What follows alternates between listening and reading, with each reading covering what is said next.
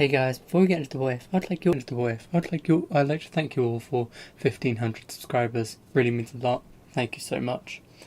Also, the other day, a few people asked me to create a Patreon because they wanted to help support the channel. If any of you are interested in that, there'll be a link in the description. Obviously, you don't have to, but I'd really appreciate it. It would mean a lot and would really help me out. You'd have a special thank you at the end of the video. You get access to polls like what if do I start next, and also you get access to content like a day earlier. So thank you all very much. Now on to the what if. What if Deku stayed quirkless? Chapter 1. Deku sat in the doctor's room with his mother. "I'm sorry, but it's incredibly unlikely that you will ever develop a quirk," said the doctor. Deku's heart shattered. His dream of becoming a hero was falling apart in front of his eyes. The next day, Deku went to school but didn't smile the whole day. Deku heard his classmates talking about him behind his back, but he didn't say anything. He kept his head down and stayed quiet. "Hey Bakugo, did you hear? Midoriya's quirkless," said one of the students. "What, really?" asked Bakugo. "How pathetic." Bakugo walked over to Deku, slamming his hands on Deku's desk. "You really are weak, aren't you? It makes sense though.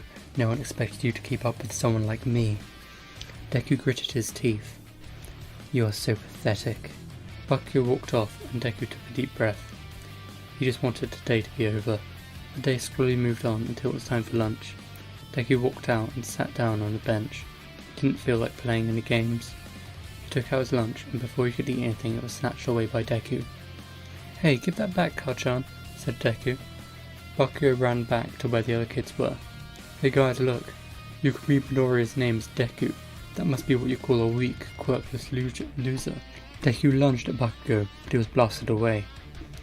"Wow, look at that. He's so pathetic," said Bakugo. Bakugo threw Deku's lunch on the ground and walked off. "Damn it," said Deku. He punched the ground in frustration. "I hate this. I hate it. Not fair," said Deku. Deku began to cry. The day dragged on until finally Deku was going home. He just wanted to go to bed. When he got home, he immediately ran into his room and sat in his bed. He felt so worthless and angry. "Why is he so mean?" said Deku. Deku began to cry into his pillow before falling asleep. A few weeks passed, and Bakugo continued his assault. Day after day, Deku was degraded and made to feel worthless. Every day, Deku would cry into his pillow till he fell asleep. But one night, his mum came in and woke him up. "Izuku, baby, I've got something that you might like." She pulled out a flyer and handed it to Deku. Deku sat up and took a look at the flyer, reading it. Across the page was written an advertisement for a new kung fu class that just started in the area. "It's completely up to you, but I think it will be good. It will keep you busy instead of thinking about everything that's been going on, and it will keep you fit. You don't have to decide now, so take your time." Inko kissed Deku on the head and walked towards the door. "I'll do it," said Deku. Inko turned around smiling. "I'm glad. Now get some sleep. I'll sort out the lessons in the morning. I love you." Inko turned off the light and left the room. Deku laid on his bed, staring straight up. "I don't want to be weak anymore," said Deku. A few days went past until Deku's class began. It was a beginner class, of course, mostly full of kids Deku's age. No one took it seriously. No one except Deku. He took in every word his instructor said. He studied every move. "Now, we will all practice our kicks. This is the kick we'll be trying today," said his instructor. The instructor demonstrated a side kick, then took the kids through the individual steps to ensure that they knew what they were doing. "Okay guys, now it's your turn," said the instructor. All the kids got into a stance and tried the kick. They all fell over. "It's okay. Get back up and try again. Remember to shift your weight onto the other leg." The kids tried again, and this time all but one fell over. Deku stood with his leg wobbling in the air. Inko, who had been watching from the side, smiled, impressed what her son was doing. "Good job, Midoriya," said the instructor. The instructor repeated the drill again until all the kids could stay on their feet. Every time Deku's leg shook less and less. Eventually the lesson ended and the children walked off into the changing rooms. The instructor picked up his things and walked over to Inko. "You said this was his first time doing anything like this, correct?" said the instructor. "Yeah, I thought it would be good for him to get some exercise and keep his head clear. Why do you ask?" "He has talent. He's a quick study and has an amazing drive and focus. Did something happen?" "He's been a bit depressed recently because he just learned he was quirkless," said Inko. "I see. That's rough to find out," said the instructor. At that moment, Deku walked out of the changing rooms and headed over to his mum. "Here, honey. Have you got everything?" Deku nodded. Inko took his hand and the two walked out after saying goodbye. "So, how was it?" It was fun," said Deku. Deku continued to go into classes week after week. Every week the instructor noted Deku's improvement and focus. "How can such a young kid be so intense?" said the instructor internally. After a few more months, the instructor came up to Inko after class. "Miss Midoriya, can we talk?" "Sure thing, what's up?" said Inko. "I believe that one lesson a week isn't enough for him. He has serious potential and I don't want to see that go to waste." "What do you suggest?" said Inko. "I'll personally give him one-on-one classes every day when he gets back from school here in the dojo." "Oh, I don't know if I can afford that," said Inko. "How about if I make it half price?" asked the instructor. "Sure thing. Why the sudden interest?" "I just found out that the junior tournament will be held in 3 months. If he does well, it could be his chance to get some recognition." "Okay, I'll talk to him to see what he wants," said Inko. "Thanks," said the instructor. The instructor walked off as Deku walked out of the changing rooms. Inko waved Deku over and told him everything. "So, how does that sound? Would you want that?" asked Inko. Deku nodded, making Inko smile. The next day, Deku arrived at the dojo. "Midoriya, before we begin, I must tell you that this will be far more intense training than you're used to. At times you will resent me for how hard I am pushing you, but when you are finished, I absolutely believe that you'll be able to win the tournament," said the instructor. "I understand," said Deku. Deku bowed to his instructor, which made him smile. "Okay, go get changed." Deku ran off to the changing rooms as the instructor finished setting up. After a little while, Deku walked out and the lessons could begin. "Good, now warm up. 20 laps of the room," said the instructor. Deku began running as the instructor set up and tested a punch bag. Deku finished his run and ran over to the instructor. "Good, now 50 push-ups," said the instructor. Deku immediately dropped. I made a good choice. Normally kids his age would groan and whine about doing all this," said the instructor internally. The lesson continued, Deku drilling moves over and over again until they were perfect. This repeated itself over and over again, day after day. Deku did the same warm-up and the same moves over and over again. After a month, Deku was starting to get irritated. "Why are we drilling the same stuff again? I'm ready for more advanced stuff," said Deku. "Master your basics, then you can move on to the next step," said the instructor. "I've already mastered them. What's even the point of doing the same thing over and over again?" said Deku. "Fine, I'll show you why we drill the basics," said his instructor. He put down the water bottle he was holding and got onto a stance. Deku gulped a little. "Oh no, did I annoy him?" said Deku internally. Deku's instructor threw a punch at Deku. Instinctively, Deku grabbed hold of his wrist and pushed his arm away, making it miss. "That is why we drill the basics. You may have mastered the move, but it's useless until you can use it instinctively." Deku let go of his arm, then bowed to his instructor. "I'm sorry, I was being rude," said Deku. "It's okay, now get back to work." Deku continued to train for the next month until it was time for the tournament. "You ready? Tomorrow's the big day," the instructor asked. "Yeah, I am," said Deku. "Good, now get a good night's sleep." The next day, Deku arrived in the tournament venue and walked inside.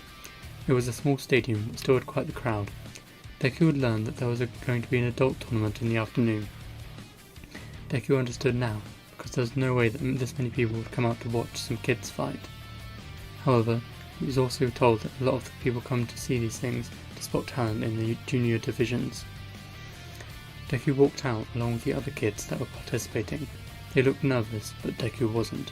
He was focused. Deku entered his first fight immediately with a kick to the head. In round 2, he faced a very strong kid, but Deku managed to dodge his punches and grab his arm. The boy tried to break free, but Deku pushed him to the floor by twisting his arm, winning the match.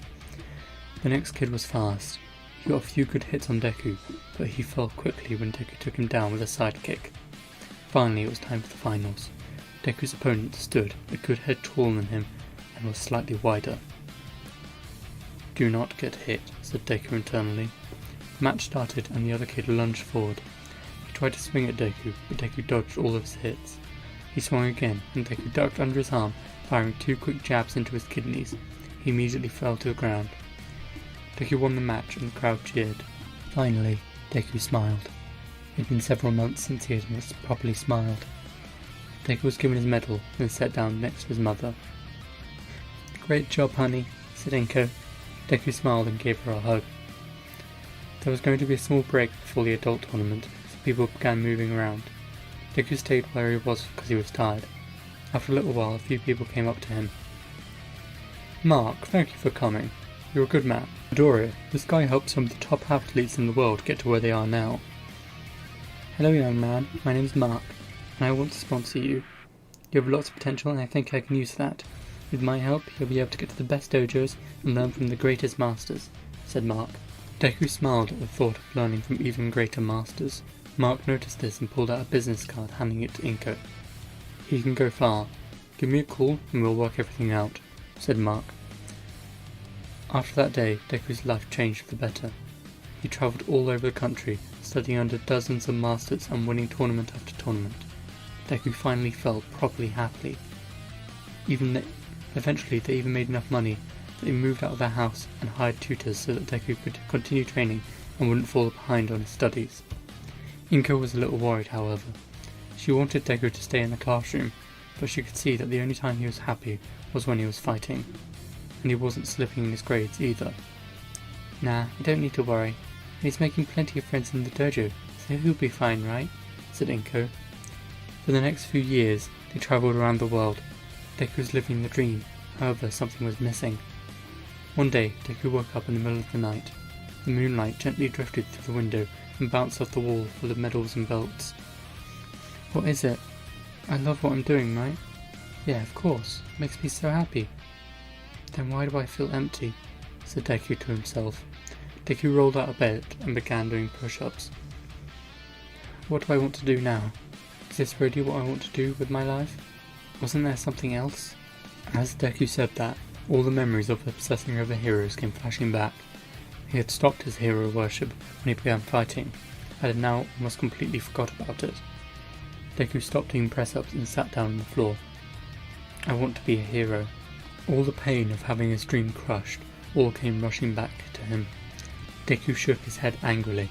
"No, I'm not weak anymore. I can do it. I can be a hero," said Deku. Deku immediately picked up his phone and called Mark. "Hey kid, what's up? It's the middle of the night," asked Mark. "I want to become a hero. Do you think that's possible?" asked Deku. "Oh kid, what about your lack of quirk?" asked Mark. "I know, but I'm stronger than a lot of pros. I think I can do it," said Deku. "It'll be tough, but I think you can do it too. Do you know what hero course you want to go for?" Deku's heart pounded, and a fire in his heart reignited. He thought about All Might, the man he admired for so long. "UA," Deku said. "Okay, I'll call you in the morning with a game plan. Now, get some sleep," said Mark. Deku hung up and went to bed smiling. How could he forget his dream? The next day, Mark called to explain what needed to happen. "So, it looks like UA won't accept your application if you haven't actually gone to middle school," said Mark. "But I've aced all the tests and gotten all the grades you need to get in there," said Deku. "I know, it's annoying. I've got a workaround. Called up an old friend who works at Somei Junior School. All you have to do is go there for a year, and then you can apply for UA." "Okay, that sounds pretty good," said Deku. A few months later, the new school year started, and Deku walked into class. Welcome. Everybody listen up. This is Izuku Midoriya. He is joining our school this year. Midoriya, would you like to say a few words about yourself?" said the teacher. "Sure thing. My goal is to join UA and become a hero," said Deku. "What's your quirk?" yelled a random kid from the back. The teacher scolded the kid for shouting, then Deku spoke. I don't have one. I'm going to be the first quirkless superhero, said Deku. The class was confused, but stayed quiet, because they didn't want to be yelled at again. Well, do you have any hobbies? Asked the teacher. Oh yeah, I'm really into martial arts, said Deku. The teacher looked a bit pale. What was the headmaster thinking of letting a thug into his school? Deku walked to the back of the class and took a seat. A few people followed him with their eyes. He's cute, look at that scruffy hair, said a random girl. Nah, he's hot, look at those muscles, said another random girl. The day dragged on till lunch. Hey Midoriya, do you want to come have lunch with us? Said the random girl from before. The girl was holding her lunch in both hands and was blushing. Sorry, I can't, said Deku. Deku got up and walked outside to a nearby tree. What's he doing out there? Asked the girl. Deku fell forward, rolling into a handstand. He then took a hand off the floor and began doing one-arm handstand press-ups. The entire class' jaw dropped. How was he even able to do that? Said a student. It's not that tough. Watch, said another student. The other student tried to replicate what Deku was doing and fell into a table. As this was happening, Deku was working out, not really caring what was happening inside. However, one person wasn't impressed with Deku's attitude. Ida stormed outside to face Deku. How dare you disrespect this fine academy by doing something like that? You make the place look messy, said Ida. Deku, still upside down, looked at Ida confused. What's the problem? I'm just working out. I didn't even take off my shirt, questioned Deku. Oh my god, yes, please, take off your shirt, yelled the random girl. Suki, please calm down, yelled Ida back. Deku continued, picking up the pace a little bit. Eventually, Deku switched arm by pushing himself off the ground with one hand, and whilst he was in the air, moving the other underneath him. He landed without issue and continued. This display almost made Suki faint. People here are weird, but at least better than my last school, said Deku internally. Deku flashed back to all the torment Bakugo put him through. No, I'm not weak anymore, Deku said. Deku jumped up to his feet and walked over to Ida. What's your name? Said Deku. It's Tenya Ida, said Ida. Ida, I'm going to be doing this every day, so I hope you can handle that. Deku walked off. The day went normally, but a few people were surprised at how smart Deku was. Deku made sure that if he wasn't going to go to school, then he'd have to get top grades from tutoring. Deku got home and saw that his mum was still unpacking. They had rebought their old house as Inko had missed it. She had missed all the memories that she had made here. Deku had also missed it, but not for the same reason. The problem with moving around so much is that no one nowhere had ever felt like home. This place did. Hey honey, how was your day? Said Inko. It was pretty good, said Deku. Did you make any friends? Inko. Maybe, not sure yet, said Deku. The next day, Deku did exactly what he promised. He walked out underneath the tree and Ida came storming over again. How dare you do this again? Said Ida. Deku didn't stop doing one-handed handstand press-ups. I said I would, said Deku. Why don't you do that at home? Said Ida. I do, said Deku. And Ida was confused and impressed. What is your issue with me doing this here? You are disrespecting the academy, said Ida. How? You think I didn't make sure I could do this before coming here? Asked Deku. Ida looked at Deku shocked. So the school has no issue with you doing that? Asked Ida. Nope, they even offered me to let me use the gymnasium, but I don't need that much space, said Deku. Ida calmed down a bit. Now, are you just going to keep standing there? You're welcome to join. Always appreciate a workout partner, said Deku. I don't know, and I definitely can't do that, said Ida. Deku stopped and jumped to his feet. That's okay, your quirks in your legs, so let's use those. Okay, that works, said Ida. Deku and Ida spent their lunches from then on doing laps on the jogging track. Of course, Ida couldn't use his quirk, so Deku easily outpaced him, but after 2 months, Ida had made rapid progress. The two sat on a bench outside their class catching their breath. How are you so fast? Said Ida. I've pretty much been training my whole life, said Deku. The two got up and walked into class. All the other students were huddled round one desk watching someone on their phone. What's going on in here? Said Ida. One kid turned the phone around to show the video of Deku in a tournament. In the video, Deku ducked under the opponent's arm and Scorpion kicked him in the head. You said you liked martial arts, not that you were a freaking super soldier, said a random kid. Oh, it's not that great, said Deku. What are you on about? There are hundreds of these videos, with dozens of different disciplines. How many martial arts do you know? Asked the kid. I've kind of lost count, said Deku. I know Jeet-Kune-Do, Muay Thai and wrestling combined with ninjutsu, Taekwondo, Bakuren, Aikido and Araki Kung Fu, just to name a few. Everyone's jaw dropped. Damn, that's scary, said a random kid. Oh, thanks, said Deku. The day continued and eventually it was time to go home. Deku was walking through the overpass when he heard something behind him. It was a wet sort of sound. He turned around to see a towering sludge villain. Ah, finally something to hide in, said the villain. The villain jumped at Deku. Deku dodged to the side, evading the attack. You're a slippery one, aren't you? Said the villain. And you're a slimy one, said Deku. Deku punched the villain in the back of the head. Deku's fist sunk into the sludge. Panicking, Deku pulled it out and jumped away. Huh, you can't hurt me, said the villain. The villain lunged at Deku again.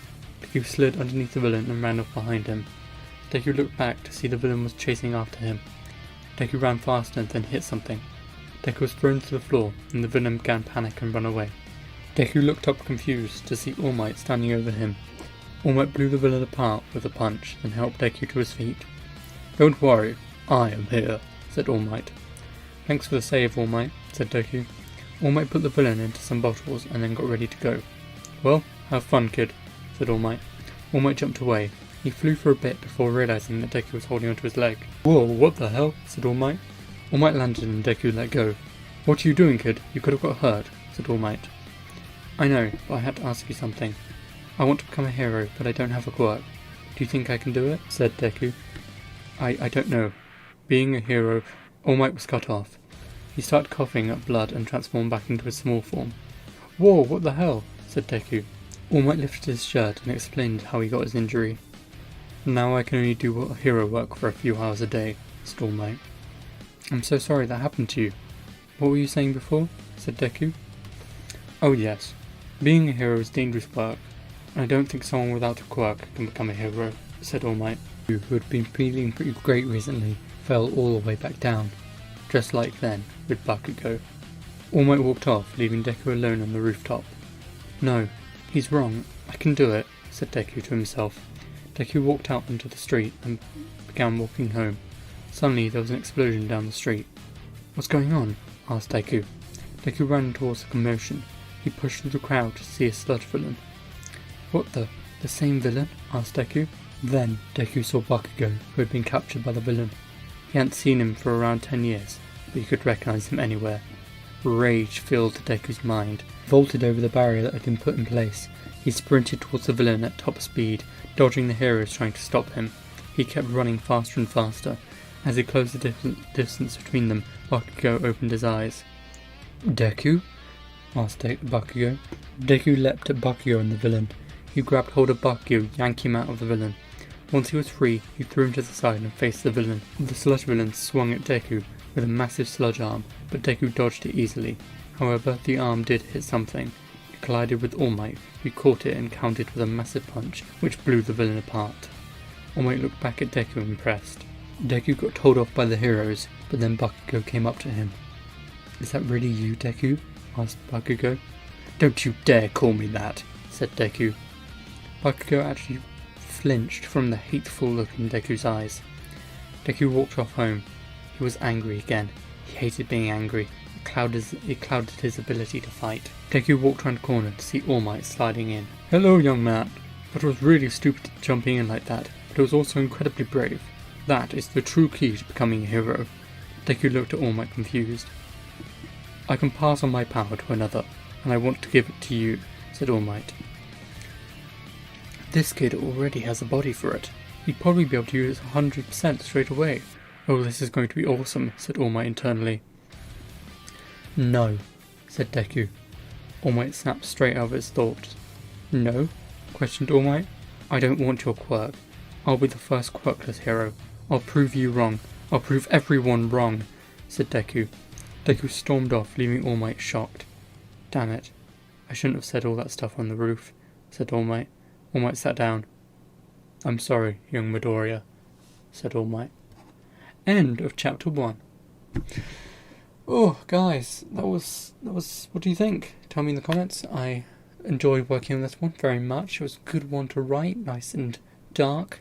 Maybe not really dark, but Okay, this is all non-scripted, so I'm just talking to you guys now. Yeah, tell me what you thought. Patreon in the comments if any of you are interested. Completely up to you. Yeah. I don't know what else to say. Oh yeah, this video is actually a 1,000 subscriber celebration. It's very much late, we're on like 1,500 now. But it's a 1,000 subscriber celebration. Whoop whoop, thank you very much guys. Let's hit 2K. What if Deku stayed quirkless? Chapter 2. Deku stormed away. He was angry. He couldn't do anything against the sludge villain. He saw Bakugo again, and then All Might had the guts to offer him his power just as after he crushed his dreams. Deku punched a wall, splintering the brick. Damn it, yelled Deku. Deku closed his eyes, taking a deep breath. I need to calm down. I'll prove everyone wrong, said Deku. Deku got home and slammed his bedroom door shut behind him. I've got to train harder, and there has to be something I can use to counter those type of villains, Deku said. Deku rolled onto the floor and began doing press-ups. I'll see if Ida wants to meet up and train outside of school. We can train down by the beach. Deku finished off his set, then jumped to his feet. He walked over to his punching bag and began to train. I won't be weak again. Never, said Deku. The next day, Deku walked into class. He was still angry about yesterday, but he had gained more control. Midoriya, are you okay? You look a little rough, said Ida. Deku turned to him. I'm fine. I've just got more drive, said Deku. What does that even mean? Said Ida internally. We should train outside of school. You said you want to get in UA like your brother, right? Well, then you better keep up, said Deku. Ida smiled, putting his hand on Deku's shoulder. I'd like that, said Ida. Okay, let's go to the beach after school. Will probably be a good place to train, said Deku. At that moment, Suki ran over, holding her phone. Midoriya, are you okay? I saw what happened with the villain on the news, said Suki. She held out her phone and played the video of Deku pulling Bakugo out, dodging the villain's attack and then All Might showing up. I'm fine, said Deku. Deku walked off and sat at his desk. Suki looked at Ida confused, and Ida simply shrugged in confusion. After that day ended, Deku and Ida walked down to the beach and began their training. They arrived to see it covered in trash. What happened here? When I was a kid this beach was beautiful, but now it's a tip, said Deku. Where should we go then? Said Ida. Deku was about to respond when he was cut off by someone talking behind him. Young Midoriya? What are you doing here? Asked All Might. Deku turned to see All Might in his buff form. What the? Are you just following me or something? Asked Deku. Ida looked at Deku, shocked that he would say something so rude to All Might. It's not like that. I'm simply here by coincidence. Whatever, said Deku. Deku began walking off, but All Might stopped him. Please, reconsider my offer. It would be amazing for you, said All Might. Deku gritted his teeth, then turned, exploding at All Might. I don't want your bloody quirk. You don't get to crush my dreams, then expect me to become your sidekick. Deku turned back around, storming off a few meters. All Might lowered his head, then got down on the ground, bowing to Deku. Young man, I'm sorry for what I said. When I said that, I was trying to protect you from the pain of being a hero. But when I saw you save young Bakugo, I knew that you would try and become a pro hero with a quirk or without. That is why I chose you. I knew that I couldn't stop you, so I wanted to make sure that someone with your drive to save people became a mighty hero, said All Might. Deku stopped walking away, turning back to All Might. He saw the massive man bowing to him and a very confused Ida. I need some time to think. I'll be back in a minute, said Deku. Deku jumped over the barrier to the beach and walked away. What was that all about? Said Ida. All Might's eyes went wide. They'd been talking about his quirks very openly. What's your name, son? Asked All Might. Tenya Ida, sir, said Ida. Ida, huh? You aren't related to Ingenium, are you? Asked All Might. He's my elder brother, said Ida. Ah, I see. He's a good guy. We have only spoken a few times, but he does good work, said All Might. Ida smiled. The symbol of peace was praising his brother. Sir, if you wouldn't mind me asking, what was Midoriya talking about when he said you wanted to give him your quirk? Asked Ida. All Might froze. Ah, yes.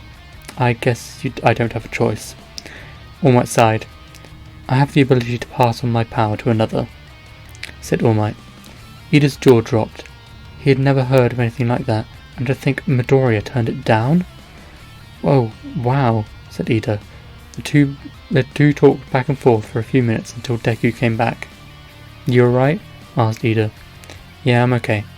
"All Might, I'm sorry I yelled at you, but the answer is still no," said Deku. All Might lowered his head. "I understand," said All Might. "But there is someone I think will be a better fit. His heart is just as heroic, and he has a powerful quirk," said Deku. "Who would that be?" asked All Might. Deku pointed towards Ida. "Who, me?" asked Ida. "No one works harder than him to be the best," said Deku. All Might turned to Ida. "I think you're right. What do you say, young Ida?" said All Might.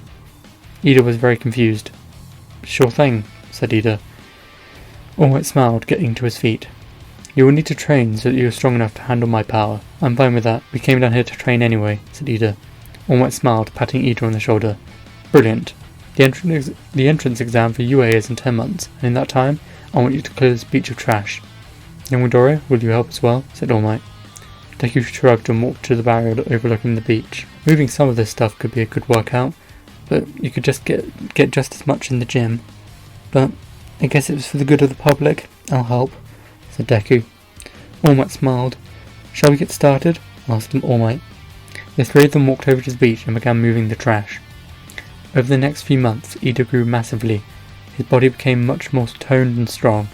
After about 4 months, he had completely cleared the beach, and Ida was ready for One for All. All Might walked down to the two boys who were sat on the beach. "Good work, you two. Now, Ida, I think it's time," said All Might. Ida stood up and bowed his head.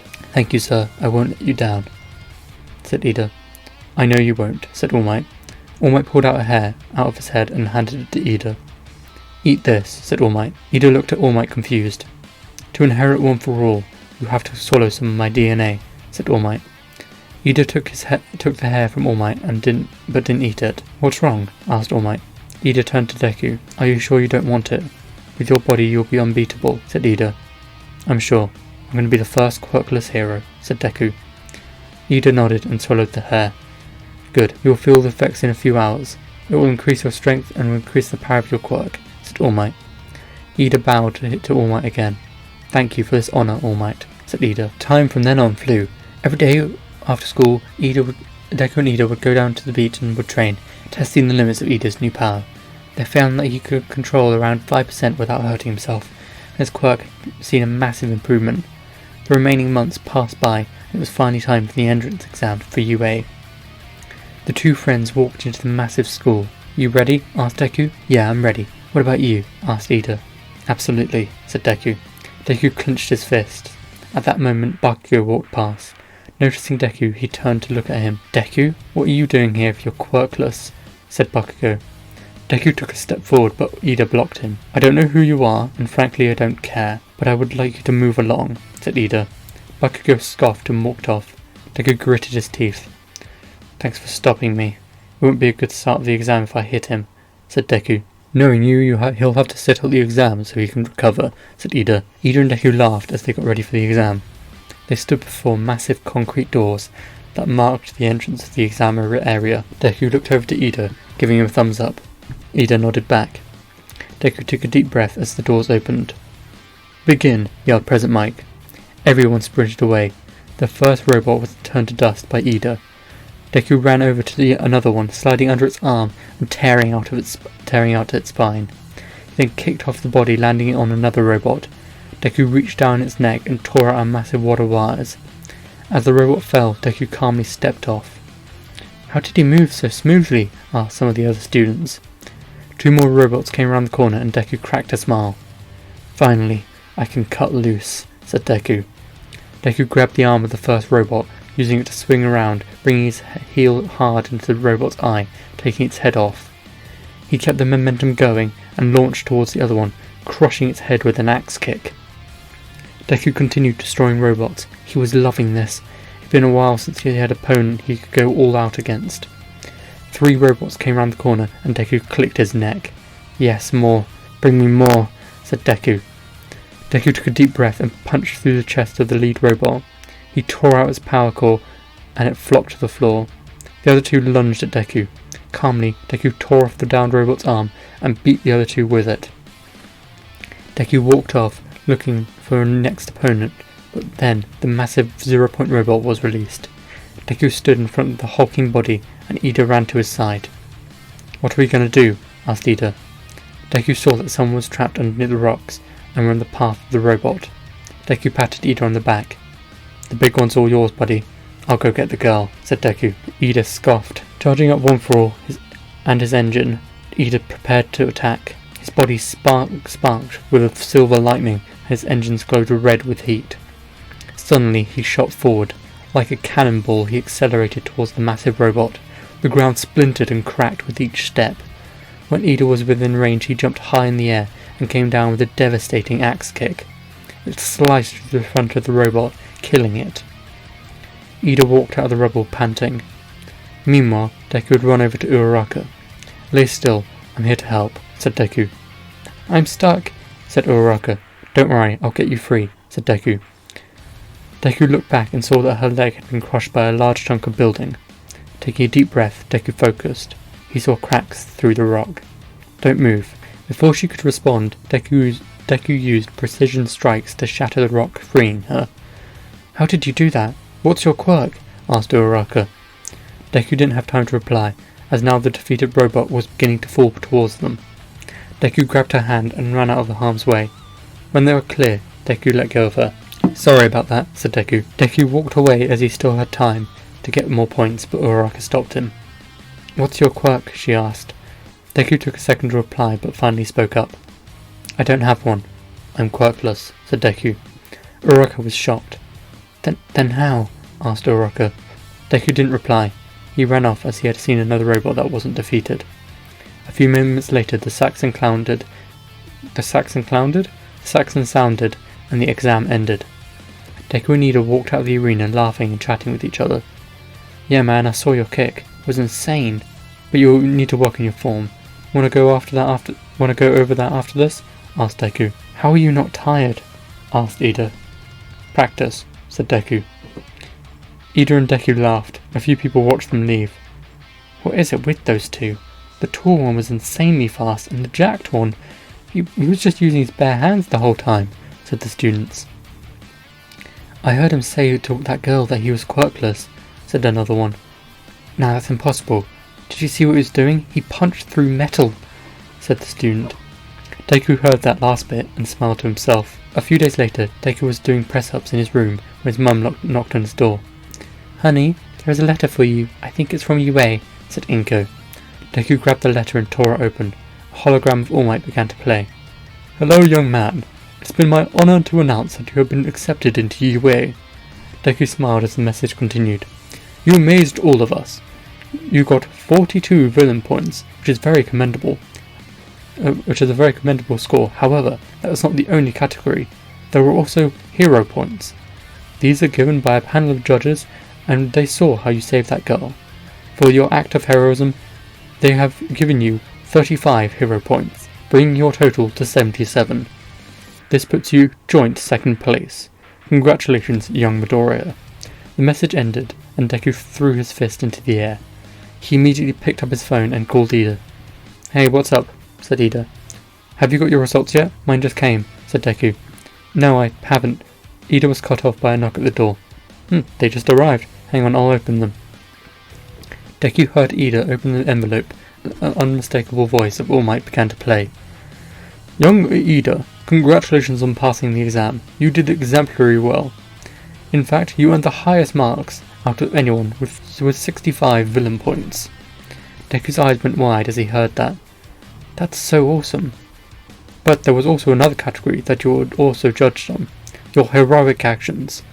These are seen by a panel of judges, and they saw how you dealt with the robot whilst young Midoriya got that girl to safety. For your act of exemplary heroism, they have awarded you 25 hero points. This puts your total at 90 points. Congratulations, young Ida." The message ended, and Deku could almost hear Ida's jaw hit the floor. You heard all that, right?" said Ida. "Yep, you did amazing. 90 points? Wow. I only got 77, said Deku. "You got 77? Sorry, I'm still amazed that you can do so much without a quirk," said Ida. Deku smiled down the phone. "I can't wait to begin," said Deku.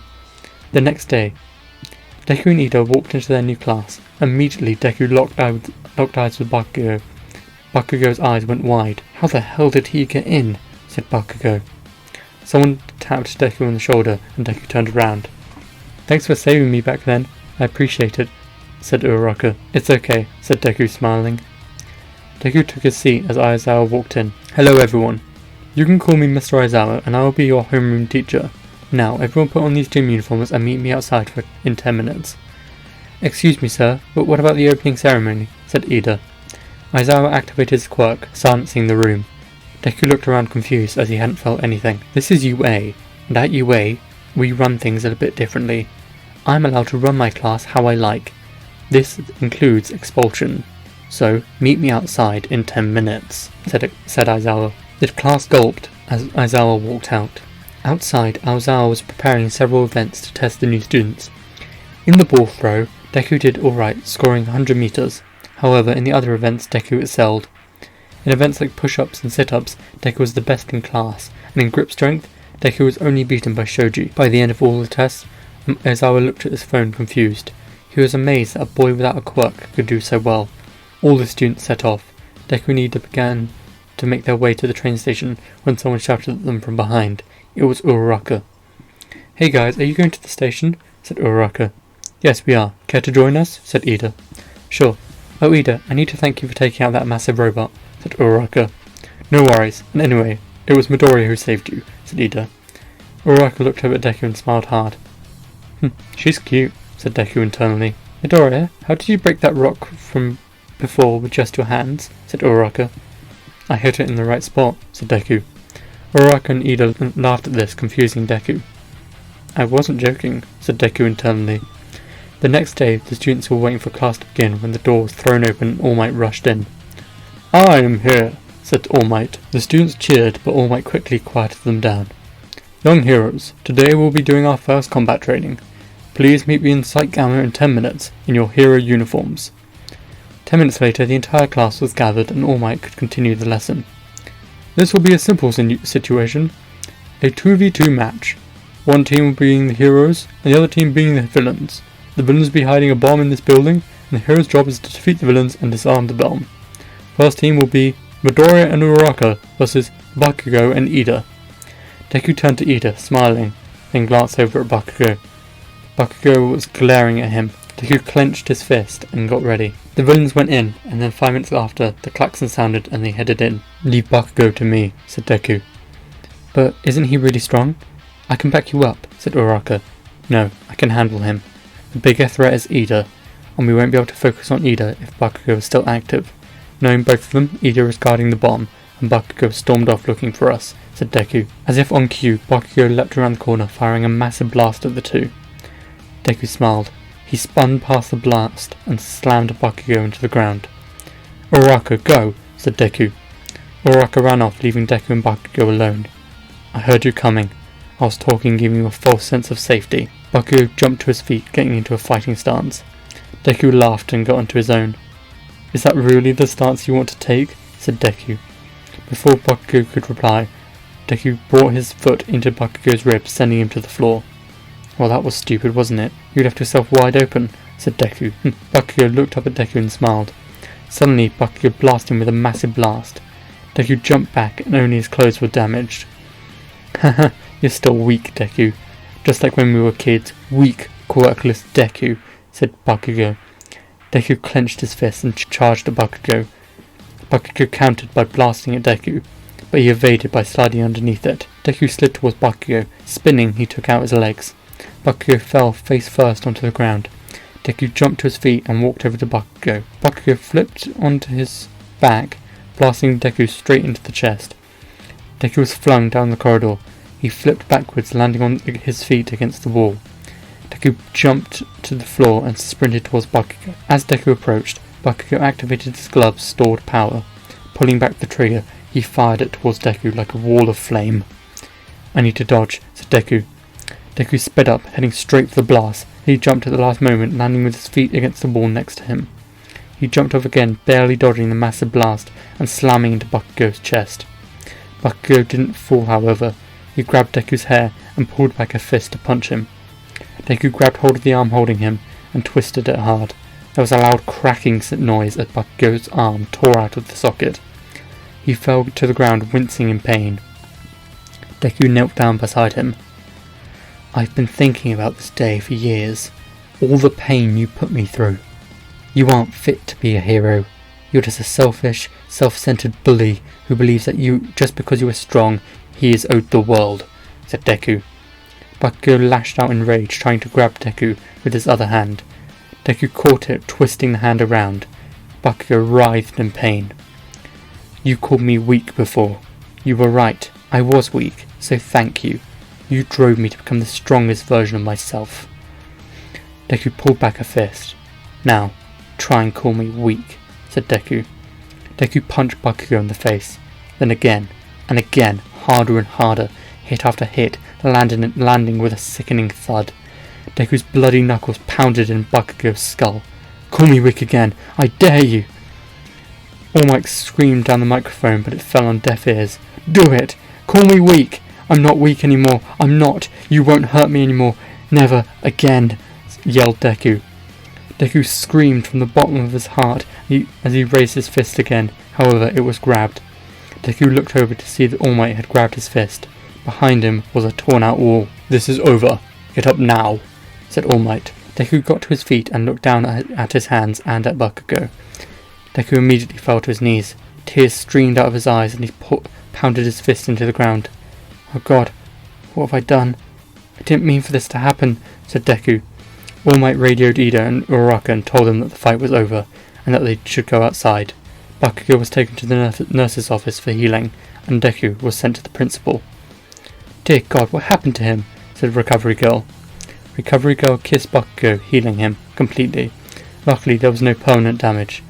Bakugo didn't get out of bed though. He just laid there thinking. Was Deku right? Was he unfit to be a hero? Meanwhile, Deku had arrived at the principal's office. Deku and All Might walked inside. Nezu had his back to the door and was looking out the window. "Sit," said Nezu. Deku sat down. "Explain yourself immediately," said Nezu. Deku bowed his head. "I lost control. I let my emotions control my actions," said Deku. "What is your past with Bakugo?" said All Might. "He used to bully me when I was a child. That's what started me on the path I am now. He would say such cruel things about how I'm weak because I'm quirkless. Now, after all these years, I see him, and he hasn't changed," said Deku. Nezu sighed. You won't be expelled. However," Nezu turned to face Deku. He was noticeably angry, which looked weird on his animal face. "One toe out of line. One slip-up. You even breathe in the wrong way, and you are out of here.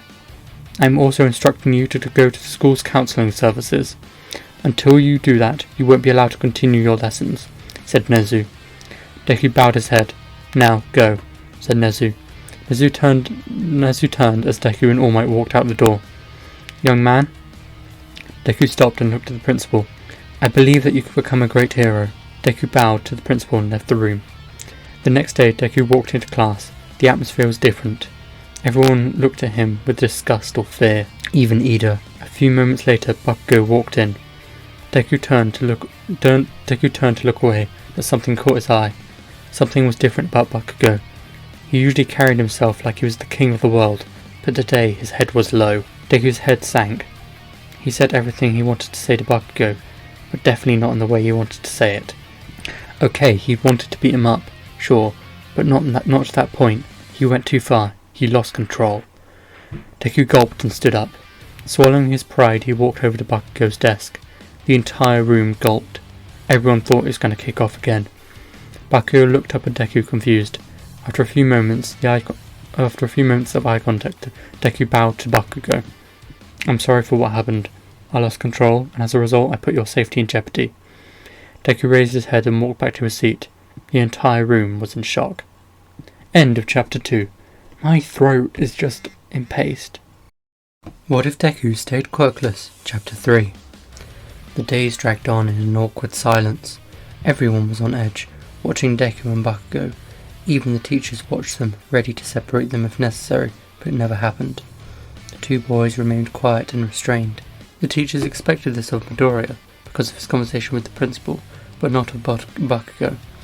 As far as they had seen, he was a loud, confident person who won't let something as simple as a defeat keep him down. But it wasn't just a defeat. Not only had Bakugo been completely trounced by someone without a quirk, Deku exposed Bakugo for who he really is, a bully. He claims to be better than others, but puts down those who are weak. But that's not what All Might would do. That's the behaviour of a villain. After class, Bakugo walked out behind the school building, falling down to the ground. He held his head in his hands. "Damn it, was he right?" said Bakugo to himself. Bakugo sat there for a while, just thinking about what Deku said. At that moment, Deku walked round the corner. "Oh, I didn't realise you were back here," said Deku. Deku went to walk away, but Bakugo stopped him. "Where did you go back then? Your mum pulled you out of school, and then you just left. Did I drive you away?" said Bakugo. Deku paused for a moment. "In a way, yes you did. You made me feel powerless, worthless, and because of that I began to train. I wanted to prove to you that you weren't special, that you were just lucky. I disappeared because I got sponsored and began training around the world," said Deku. Deku clenched his fist, punching the wall. The blick sprinted and cracked up the wall. "I learned to do stuff like that," said Deku. "Okay, I understand," said Bakugo. Deku walked off. The next day, the cast was on a trip to the USJ. Deku sat on the bus listening to music until Ida moved and sat down next to him. "Hey, you okay?" asked Ida. "Yeah, I'm fine," said Deku. "I'm sorry, I shouldn't have let Bakugo go off on his own. It was obvious what would happen if you two met," said Ida. "It's okay, it's gonna happen eventually," said Deku. Ida put his hand on Deku's shoulder. "Are we good?" said Ida. "Yeah, buddy, don't worry about it." Ida smiled. Across the bus, Bakugo faced the ground. He was still shaken. "How could a quirkless loser like him beat me so badly? Is hard work really all you need?" Bakugo thought to himself. Bakugo struggled with his thoughts. After a little while, Uraraka got to her feet and walked over to Ida and Deku. "Ida, can I talk to Midoriya for a second?" asked Uraraka. Ida nodded, giving his seat to Uraraka. Uraraka and Deku sat in silence for a second until Uraraka spoke up. "You really annoyed me. You ruined the test for me too," said Uraraka. "I'm sorry," said Deku. "Good," said Uraraka. Uraraka smiled. "It's still amazing that you managed to take down Bakugo so easily. I watched the recording," said Uraraka. Deku smiled. "Do you think you could give me a couple of lessons at some point?" asked Uraraka. "Sure, I'd love to, but it won't be easy," said Deku. "Sure, that's fine," said Uraraka. The bus pulled up and the students got off. "Welcome to the USJ, students. Here we will be training you to be able to handle emergency situations such as landslides and fires," said 13. They walked inside and 13 began explaining the day. She talked for a bit longer and then Deku raised his hand. "Yes, Midoriya?" asked Aizawa. "What's that?" said Deku. Deku pointed to a black smoke cloud in the middle of the USJ. The teachers turned to see the smoke expand to form a massive portal. "Crap. 13, protect the students," said Aizawa. "What's going on?" asked Uraraka. "Those are villains," said Aizawa. Aizawa leapt down the stairs, landing in front of the horde of villains. "Only one pro? Pathetic," said the villains. The villains raised their hands to shoot Aizawa, but Aizawa blocked their quirks. "What the?" said the villains.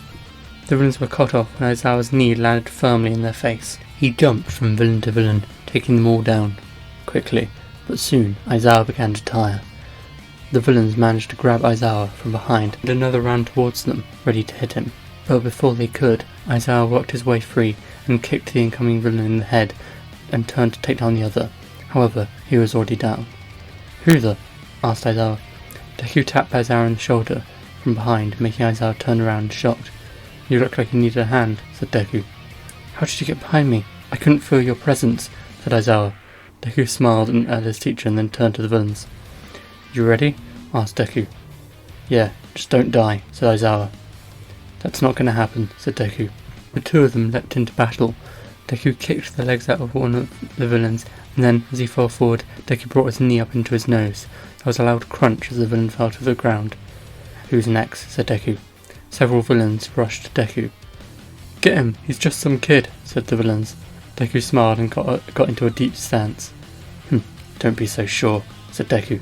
Deku jumped forward too fast for the villains to react, grabbing one of them by the throat and slamming them into the ground. "What the?" said the villains.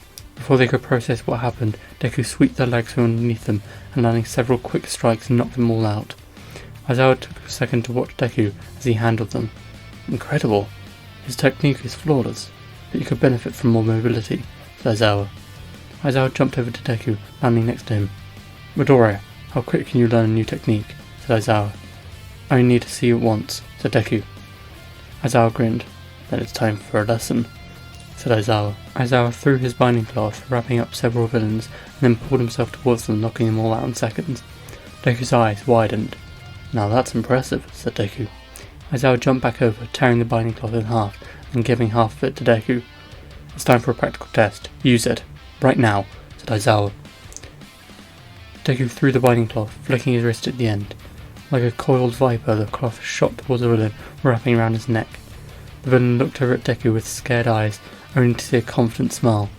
With another flick of his wrist, Deku sent the villain's face into the ground. "Brilliant job, keep it up," said Aizawa. Deku and Aizawa sent out their cloths, and both launched at their enemies. "That's amazing," said Uraraka. Uraraka looked down from the top of the stairs, watching Deku dismantle the enemy. Deku tore through the ranks of the villains till he came across a massive tough villain. "What are you gonna do, kid?" "You're so weak," said a villain. Deku clicked his neck and sprinted forward. With all his power he kicked the villain's knee. Instantly the villain's knee snapped backwards. The villain wobbled but didn't fall. Instead he pulled back his massive fist and swung at Deku. As if it was happening in slow motion, Deku dodged out of the way with the fist and then jabbed the villain right in the nose.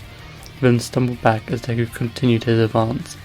The villain swung again, but Deku dug underneath his arm, launching several quick jabs into his shoulder and arm. "Ha! What was that?" Deku smirked. Suddenly the villain realized. He tried to move his arm, but it only swayed to his side. "What did you do?" asked the villain. Deku jumped forward, landing jabs all over the villain's chest. Deku then simply stepped past them and walked off. "I hit all your pressure points," said Deku. Deku turned away as the villain fell to the ground. "Pathetic," said Deku. Deku ran off, taking down another couple of villains, only a couple of hits. After knocking out one villain, Deku rubbed his hand. "Damn, that's starting to hurt. I should put some gloves into my costume," thought Deku. As Deku rubbed his hand, the villain tried to sneak up on him. As the villain leapt at Deku, he simply stepped to the side, tripping him up. They laid face down on the ground as Deku put his foot on their back. "What's your plan?" said Deku. "I'll never tell you," said the villain. "Did you not see what I did to your friends?" said Deku. The villain paused for a moment, thinking. "We came to kill All Might," said villain. "Please, you think you street thugs can kill him?" said Deku.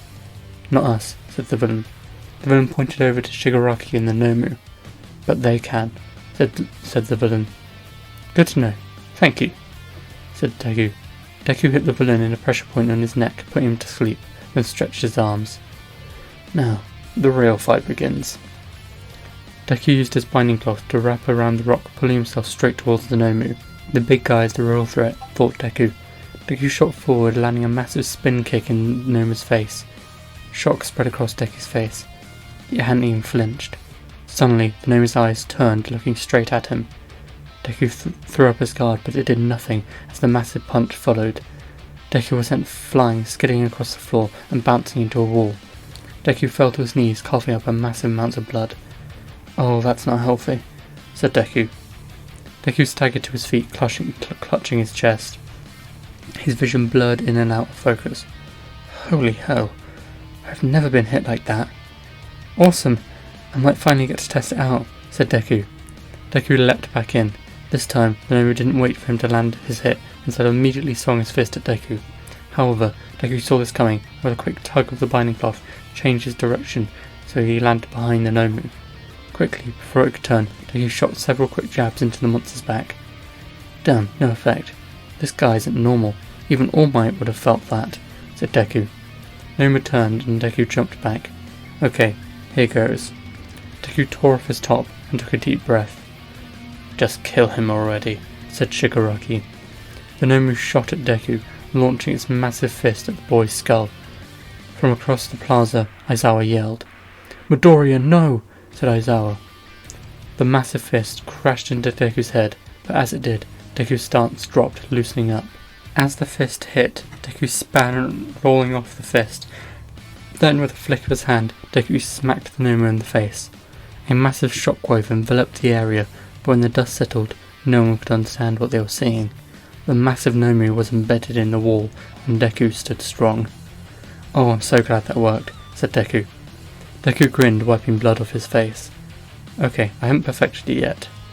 Nomu climbed out the rubble, then shot back towards Deku.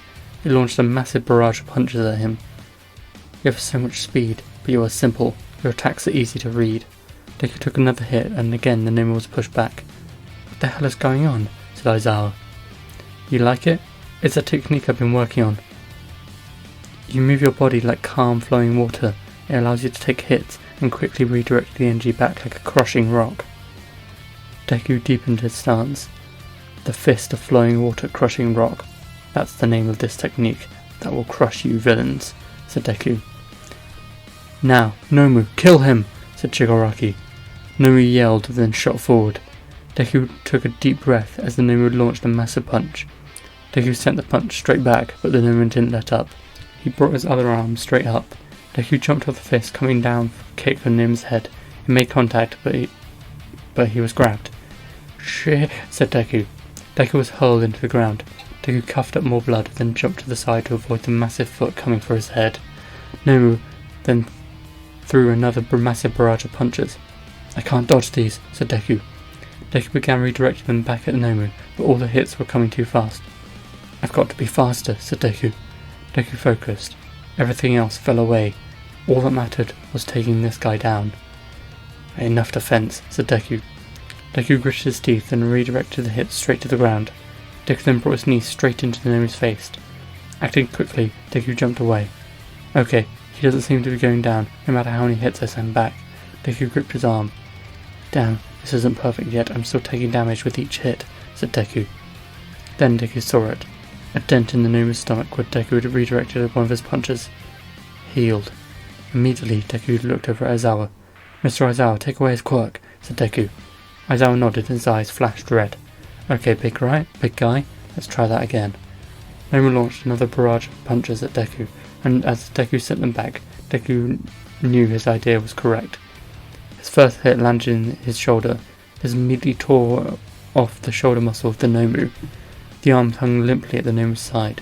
The next hit got redirected into a kick to the Nomu's right knee.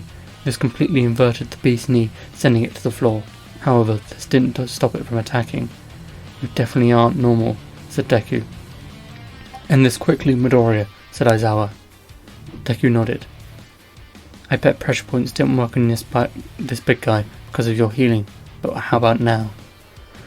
Deku let past the Nomu's still flailing hand and hit the beast with several quick, powerful jabs.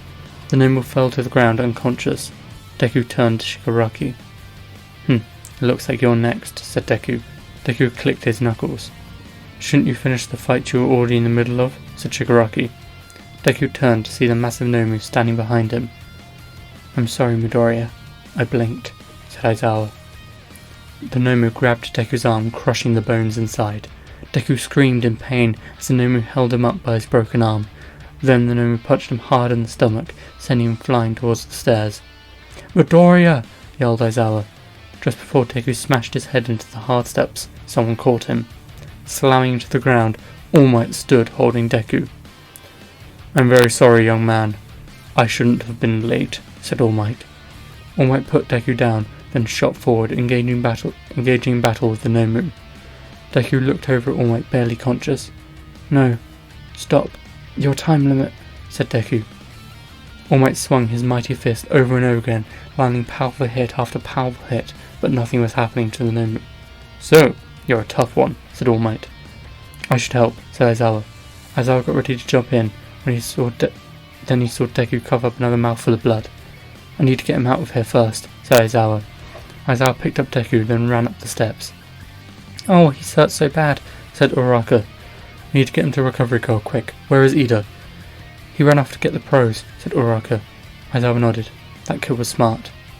Okay, I should go back and help. Aizawa turned to see Todoroki freeze the left side of the Nomu. The beast began to move, shattering the ice and its limbs. What the? Said Todoroki. Aizawa thought quickly and took away its quirks, preventing it from healing. All Might shot his thumbs up at Aizawa, then jumped over to Todoroki. Young Todoroki, can I rely on your aid in this battle? Said All Might. Sure, said Todoroki. Todoroki shot a massive wall of ice at the Nomu, which the Nomu smashed with its remaining arm. However, the ice began to freeze its arm. Seconds later, All Might tore the frozen arm off. He then span around, landing a massive punch in the Nomu's head, bringing it to the ground. Finally, it was beaten. All Might turned to Shigaraki. Now, surrender, said All Might. Never, said Shigaraki. Shigaraki lunged at All Might, but Kurogiri opened a portal in front of him. Shigaraki appeared in a dark bar far away. Who do you think you are, stepping in like that? Said Shigaraki. We wouldn't have been able to defeat All Might. It would have been a waste of time, said Kurogiri. Shigaraki sulked off into the shadows. Meanwhile, All Might walked over to Todoroki and Aizawa, shaking both their hands. Thank you both. With both of you, this battle would have been much tougher. Suddenly, the door blew off its hinges. Villains, stop your evil acts, yelled Nezu. The smoke cleared, letting the teachers see all the defeated villains, and the fight was over. Oh, okay, said Nezu. Is Recovery Girl with you? Asked Uraraka. Recovery Girl walked over from behind Cementos. Yes, I'm here, said Recovery Girl. Uraraka pushed a floating Deku over to her. Oh my, he is heavily damaged, said Recovery Girl. She kissed him, but he didn't wake up. Will he be okay? Asked Uraraka. I think so, said Recovery Girl. Recovery Girl and Uraraka walked out of the USJ and put Deku in the back of a truck. A few hours later, Deku woke up in a bed. Next to him, Uraraka slept in a chair. On the other side of the room, Recovery Girl turned around to see Deku awake. Ah, welcome back, young man. How are you feeling? Sore, said Deku. I'm not surprised. You had several broken ribs and a broken arm, said Recovery Girl. Damn, I haven't lost a fight that badly in a long time, said Deku. I don't even want to know, said Recovery Girl. Deku smiled and sat up. Take care, your ribs are healed, but your arm is only half healed. You'll have to wear that sling for a few days whilst you build up more energy. Deku nodded. Recovery Girl left the room and Deku looked down at his hand. That was awesome. He was so strong I didn't stand a chance, and I can't believe the water stream rock smashing fist actually worked. Like, I always knew it could work in theory, but I never thought it would actually be forced to use it, said Deku. A massive smile spread across his face. Finally, something new to master. It's been so long, said Deku. Deku clenched his non-broken hand, raising it to the sky. I can do anything. I need to train harder, said Deku. Deku lowered his hand, then looked over to Uraraka sleeping away. She looked very peaceful. However, the peace was shattered when the door to the room was blown off its hinges. Deku jumped to his feet, getting into a stance, whilst Uraraka jumped so far out of her skin she fell to the floor with a crash. Oh my, you are lively, said All Might. All Might walked around the corner and Deku lowered his guard. Just behind All Might were Ida and Recovery Girl. Why did you destroy my door? Asked Recovery Girl. I'm sorry, I got overexcited hearing that young Doria was awake. And you know how weak these old doors can be, said All Might. Recovery Girl hit him over the head with her stick. Don't go blaming the door, said Recovery Girl. Deku turned away from Ida and All Might and gave Uraraka a hand up. You alright? Yeah, I just hit my head a little bit, said Uraraka. Uraraka laughed and sat down on the bed, rubbing her head. What's up, guys? Said Deku. We were worried about you, said Ida. Nah, I'm fine. Doc said I can be back to training in a few days, said Deku. No, I said you'll be healed in a few days. You should still take a few weeks to rest, said Recovery Girl. I see. I will definitely do that. Only rest for me, said Deku. That's not very convincing, said everyone internally. Recovery Girl rolled her eyes, then got back to work. Just like Toshi, said Recovery Girl internally. More importantly, what was that out there? I watched your fight. How could you do that? Asked Uraraka. Deku suddenly got really excited. Isn't it awesome? I call it the Water Stream Rock Smashing Fist. It's so cool. I can't wait to master it. My god, he's so excited. This is completely new for him, said Uraraka internally. God, I've been so bored. I've been feeling like I hit a ceiling with my training. This is a completely different level. Finally, something new to learn, said Deku. Deku laughed, grinning like a kid. What else do you think I can do? There's so much untapped potential. I'm so excited, said Deku. End of chapter 3. Hey guys, if you like my stuff, just like and subscribe, because when we get to 3k, I'll start a brand new What If. I think you guys will love it. Also, make sure to join the Discord server in the description, so we can just chat. It'll let you talk to me much easier than YouTube, because YouTube notifications are garbage. Thanks to all the love you guys give. Now, onto the video. What if Deku stayed quirkless? Chapter 4. Deku pounded on his punching bag. He had a massive grin on his face. I need to get stronger. I can master this technique, said Deku. Deku launched a massive spin kick, splitting the punching bag in half. He sighed, then pulled out his phone, ordering a new one. Wonder if anyone else wants to train, said Deku. Deku opened the class group chat. Hey, does anyone want to train? Deku asked. Deku, you just got out of the hospital, you shouldn't be training. And anyway, isn't it the weekend? Asked Uraraka. Midoriya, make sure you aren't pushing yourself too hard, said Yaoyorozu. Just enjoy your time off, man, said Kaminari. This is how I enjoy my time. Come on guys, I want to practice some moves, said Deku. I'm down, where do you want to meet? Said Kirishima. Yes, Kirishima. The beach? Said Deku. Sounds good. See you in there in an hour? Said Kirishima. Anyone else coming? Come on guys, let's make this more fun, said Deku. Fine, I'll come with. Girls, anyone with me? Said Ashido. I'll come, said Hagakure. An hour later, Deku and Kirishima and Ashido and Hagakure stood on the sand. I've been thinking. Hagakure, I know something that will make you deadly on the battlefield, said Deku. Well, I don't want to kill people, said Hagakure. Not literally. I mean, it will make you terrifying for infiltration and stealth missions, said Deku. Ooh, sounds interesting, she said. Kirishima, can I use you for a demonstration? Said Deku.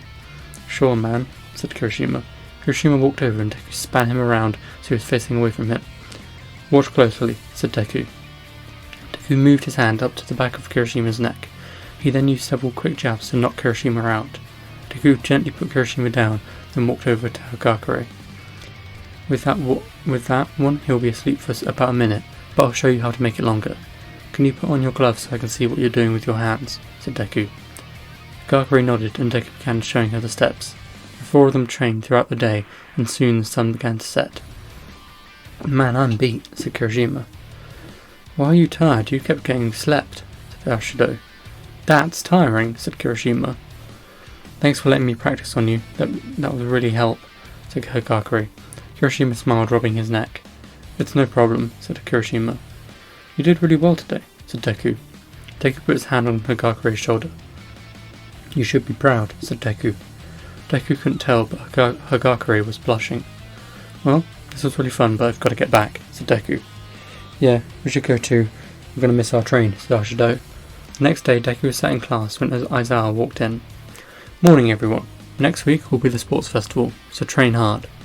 Deku smiled, clicking his knuckles. This was going to be fun. As soon as Deku got home, he immediately got training harder than ever before. Sadly, his new punching bag hadn't arrived yet, so he called up Kirishima. Hey man, I need a punching bag, said Deku. Do you want to borrow mine? Asked Kirishima. Can't I just use you? Asked Deku. That could work. What about your hands? They might get hurt, said Kirishima. Yeah, I'll be fine, said Deku. An hour later, Deku and Kirishima met on the beach. Okay, activate your quirk, said Deku. Kirishima nodded, making his entire body harder. Deku stretched his shoulders, then leapt at Kirishima. Each hit was devastating. It felt like a cannonball with each strike. This is insane. How can he be so strong? Thought Kirishima. Deku got faster and faster, each hit harder than the last. Feel free to hit back, said Deku. Kirishima swung at Deku, who dodged out of the way, hitting several pressure points on Kirishima's arm. His arm fell limply to his side. Interesting. I didn't think that would work on you, said Deku. Me neither. How long does it last? Said Kirishima. Just a few minutes, said Deku. Kirishima swung at Deku with his other arm, and Deku ducked underneath it. Let's see if this works, said Deku. Deku lowered his stance and took a deep breath. Keeping his movements fluid, he spun around, kicking Kirishima in the side. At the moment of impact, Deku shifted all of his momentum into his leg and kicked as hard as he could. Kirishima was sent flying backwards, smashing into a cliff. Deku ran over. "Crap, sorry, you okay?" said Deku. "Holy hell. Yeah, I'm fine," said Kirishima. For the next few hours, Deku pounded on Kirishima, slowly improving his water stream rock smashing fist. The week passed, and it was finally the day of the sports festival. The students walked out of the stadium to the sound of cheers from the crowd. "Hello everyone, welcome this fine morning. Now for the student address, from the hero course with the highest points in the entrance exam. Tenya Ida," yelled President Mike. Ida walked onto the podium and cleared his throat. "As the student president of Class 1A, it is my honour to make this speech. We promise to do our best, and not only show you our abilities, but also to show our fierce, heroic hearts." "Thank you," said Ida. The crowd cheered as Ida descended. The first 2 rounds, the race and the cavalry battle, went off without issue. Finally, it was time for the one-on-one battles. "This has been an exciting festival so far, hasn't it? Now it's time for the first one-on-one battle. On one side we have Midoriya from the hero course, and on the other side we have Shinzo from the general studies," said President Mike.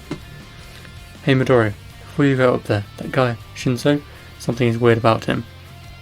Just before the cavalry battle, he asked me a question, and suddenly I couldn't move. It was like I was asleep. I came to halfway through the battle, but take care. He might have other tricks," said Ojiro. "Thanks man," said Deku. Deku walked on to the stage. "I saw you talking with that tail guy. What a pathetic man," said Shinzo. "Stay calm. He's just trying to get inside your head," thought Deku. Silently, Deku approached Shinzo. As Deku closed the distance, Shinzo's heart began pumping harder. "What is with this guy?" "Hey, say something!" yelled Shinzo. Shinzo swung at Deku, but Deku ducked his head out the way, moving so he was right in front of Shinzo's face. Before Shinzo could react, Deku grabbed him by the forehead, slamming him to the ground. Deku stood up, walking away. "You can end the match. He's not getting back up," said Deku.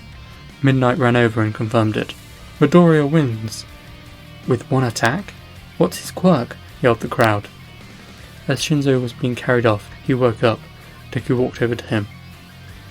"Don't call my friends pathetic." Deku then walked over to the stands, where he sat down next to Uraraka. "That was amazing, Deku," said Uraraka. "I just hope there's some real fights today," said Deku. Deku looked over at Todoroki, smiling. "I'll take you down next," said Deku. Hey, not cool, man. I could win," said Sero. "Oh, of course. I'm sorry," said Deku. Deku apologized as Sero left the room. "Yeah, he's doomed," he said. Deku and Uraraka leaned forward to watch the match carefully. "I think I need to see how Todoroki intends on starting his matches," thought Deku. The match began, and suddenly Todoroki shot a massive wall of ice at Sero, instantly immobilizing him. "Okay, how do I counter that?" said Deku. Deku sat there thinking for a while until it was time for Bakugo and Uraraka's fight. "Okay, wish me luck," said Uraraka. "Oh, I don't want to watch this," thought Deku. "Yeah, good luck, go get him," said Deku. "Be honest, what are my chances?" said Uraraka. Not great. Sorry," said Deku. "That's okay. I just have to do my best," said Uraraka. Deku smiled. "That's the spirit," said Deku. The fight wasn't short. With every hit Uraraka took, her drive only got more powerful. Like a blacksmith folding steel, her resolve was strengthened. However, the same couldn't be said for her opponent. Something's wrong with him. His moves are sluggish, and he's not putting much energy into his attacks, thought Deku. Through the smoke, Uraraka threw her jacket at Bakugo. Normally he would be able to blast out of the air easily, but for some reason he missed, and it hit him in the face. Okay, something's wrong with Bakugo. I've never seen him this slow. "Don't you know what's wrong?" "It's what you said back then, about him not being a hero. Right now, he's fighting a battle on 2 fronts, said Kirishima. Bakugo tore the jacket off his face to see Uraraka coming from in front of him. He blasted away, which kicked up a massive amount of dust. "Finally," said Uraraka. Uraraka released her quirk, and a massive amount of rocks began to fall from the sky, but Bakugo hadn't noticed. With all the dust and his slowed reaction, it took him too long to see the falling rocks. One slammed into the ground in front of Bakugo, Instinctively, Bakugo blasted himself away, sending his body straight into Uraraka. To protect herself, she put up her hands. As Bakugo hit her, she accidentally activated her quirk, making Bakugo float. "What the? She might win," said Deku. Coming to his senses, Bakugo fired a massive blast behind him, rocketing right towards Uraraka. She had been stunned by the hit and didn't see Bakugo coming back at her. Then she was suddenly hit with a massive blast to the side. Uraraka was thrown violently out of the arena. "That was close," said Bakugo. Bakugo slapped himself in the face. "Get a grip already," said Bakugo. Bakugo looked up at the stadium and met eyes with Deku. Guilt filled Bakugo again as he walked off the stage. What do I do in this situation?" said Deku. A few more matches happened, and then it was time for Deku to fight Todoroki. They walked out onto the stage to thunderous applause. "You said you beat me, right? I'd like to see you try," said Todoroki. Deku got onto a deep stance and loosened his limbs. "This is going to be tough," said Deku. "Begin," yelled President Mike. Suddenly, Todoroki shot a massive wall of ice at Deku. "It's as wide as the stage. I can't dodge it. Guess I have to go through it," said Deku. Deku deepened his stance even more, holding his left hand in front of him. "What's he doing?" asked the crowd. The wall crashed across the stage until it was right on top of Deku. "Now," said Deku. Deku's left hand was pushed back by the wall, and in a fraction of a second, Deku spun around, redirecting the kinetic energy of the massive wall straight back towards Todoroki. As Deku's fist hit the ice, he could see it dent and shatter. For a fraction of a second, he could see Todoroki's expression turn to shock. "Perfect," said Deku. As the broken ice fell down, Deku darted behind some and disappeared from view. "Crap, where'd he go? I can't afford to lose sight of him," said Todoroki. Todoroki went to slam his hand on the ground to send out another wall, but he was hit in the head with something. Todoroki reached up. "Ice?" asked Todoroki. Todoroki looked up and saw several small balls of ice falling towards him. "What the?" asked Todoroki. Todoroki dodged out the way, then refocused on where Deku was. "Come out already!" yelled Todoroki. "I'm right here," said Deku. Todoroki spun around to see Deku standing behind him. Before Todoroki could react, Deku kicked him hard in the stomach, sending him back. Deku didn't let up, and leapt after Todoroki, who tried to launch another wall, but Deku's fist met his jaw before he could. "I can't win in hand-to-hand," said Todoroki. Todoroki quickly used an ice spike to push himself to the other end of the arena. "You shouldn't have taken your eyes off me," said Deku. Deku began to sprint straight at Todoroki, who shot another ice wall at him. Before Todoroki was completely obscured by ice, Deku threw another chunk of ice at Todoroki. It hit him hard between the eyes, obscuring his vision. "He's slowing, and his ice isn't as wide," said Deku. Deku slid to the side, dodging the ice, then disappeared into the dust. "Where did he go?" asked the crowd. Suddenly, Todoroki's legs were swept from underneath him. He hit the ground hard and looked up to see Deku's foot coming straight for him. Instinctively, Todoroki activated its flames, filling the arena with fire. "That's your biggest mistake," said Deku. The ice in the area melted and turned to steam, filling the arena. Todoroki's heart began pounding harder and harder as he got to his feet. "Where do you keep going?" yelled Todoroki. "I can mask my presence. It's hard to do, but all I have to do is breathe slow and clear my mind," said Deku. Todoroki shot a wall of ice in the direction of Deku's voice, but as he did, someone kicked out his knees. Deku then hit all the pressure points in his right side. "That should make this more fun," said Deku. "What did you do?" asked Todoroki. "I could have knocked you out just then, but I chose to block your quirk on your right side. Now you can only use fire." "I refuse to use my fire," yelled Todoroki. "Then you make my job easy," said Deku. Deku leapt at Todoroki. Todoroki tried to use his ice, but nothing happened. "Damn it, he was telling the truth," yelled Todoroki. "I don't know why you won't use your fire, but if you don't stand a chance of beating me." Deku punched Todoroki hard in the nose, and swept his legs up from underneath him. "Last chance," said Deku. Deku raised his fist, but jumped away just in time to dodge a massive flame burst. "Finally," said Deku. With the increased temperature, all the steam cleared, finally letting the crowd see the two. "Oh wow, they're both still going. What happened to Todoroki's face?" said the crowd. Finally, Shoto, you have grown past this childish tantrum, yelled Endeavor. Todoroki got to his feet and shot a massive fire blast at Deku. Deku dodged to the side, barely evading it, and jumped forward. He will beat me if I stay at range, said Deku. Deku sped up, getting lower to the ground. Todoroki shot another blast at Deku. As it was just about to hit Deku, he jumped to the side, evading it, but it was hit in the chest by another blast. Todoroki had hidden a second blast behind the first. Yes, just like that, said Deku.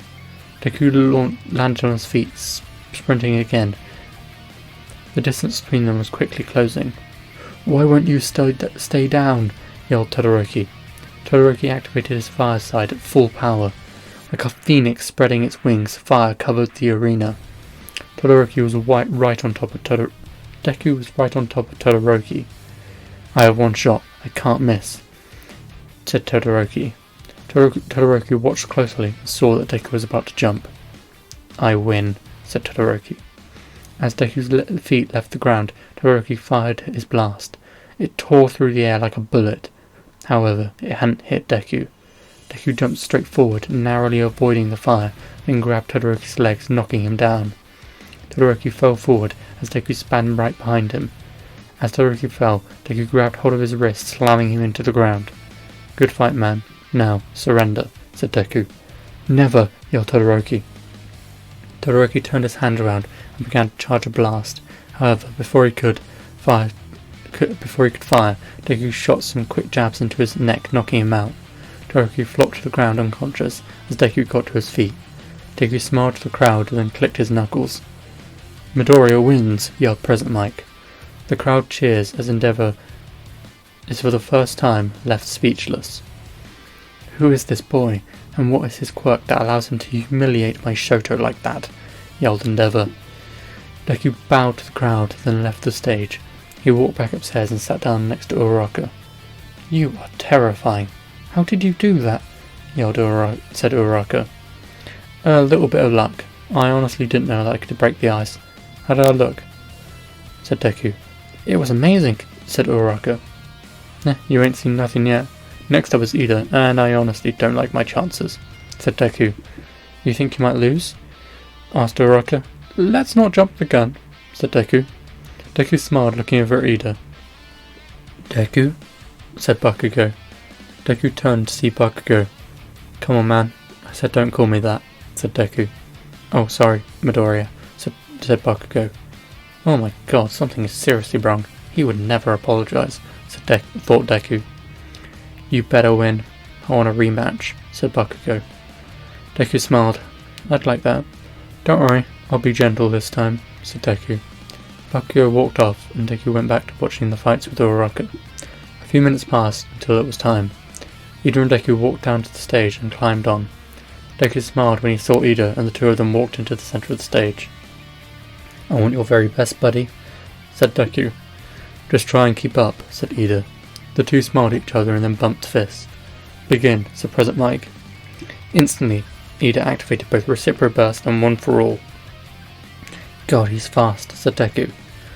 Deku lifted up his leg just in time to avoid a leg sweep but was caught off guard when a kick came from right above him milliseconds later.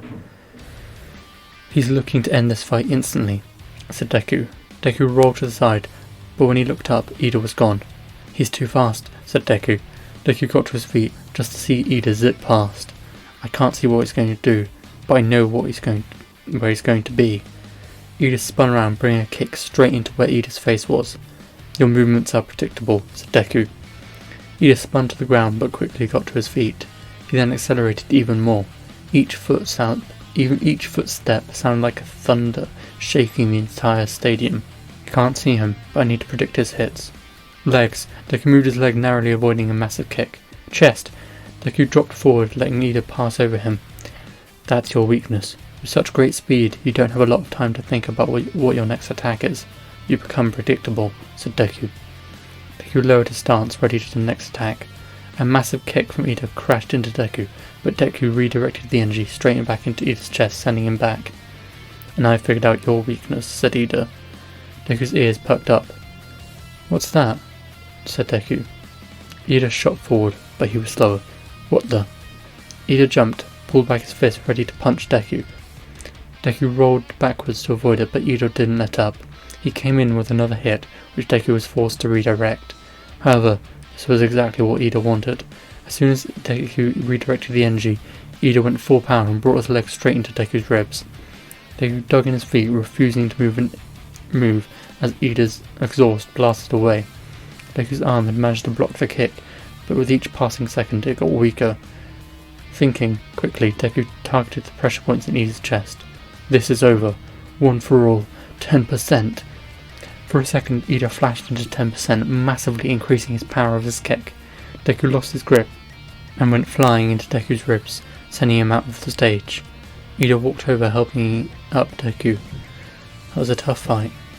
And your weakness is that you can't use your redirection straight after you've already used it. Man, you've got strong. You better win this thing, said Deku. And thanks for telling me. I hadn't realised. And the winner is Ida, yelled Midnight. Deku walked back upstairs and sat next to Uraraka again. Sorry about your loss, said Uraraka. Nah, I didn't think I could win. He's just too fast. Yeah, he'll win this tournament. A few minutes passed to allow the two finalists to rest, and then it was time for the final.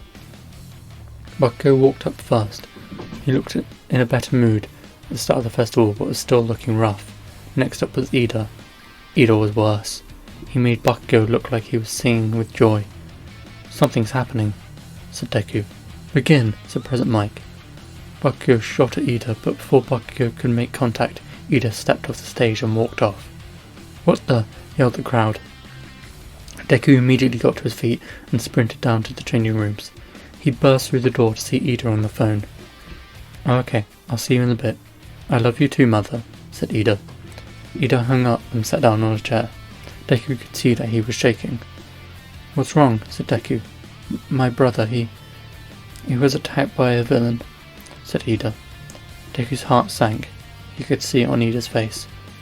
He's being moved to the hospital now, but he's in critical condition, said Ida. What can I do? Said Deku.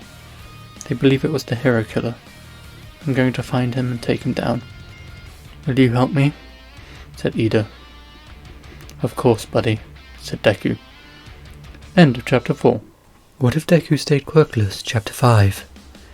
The crowd booed and shouted. What the hell? We want to fight. Where did he go? Yelled the crowd. It looks like Ida has forfeited the match. So I guess Bakugo is the winner, said President Mike. Bakugo stood in the middle of the stage, dumbfounded. What? He asked. Bakugo stood for a second longer, then let out a massive explosion into the air. Damn it! What the hell?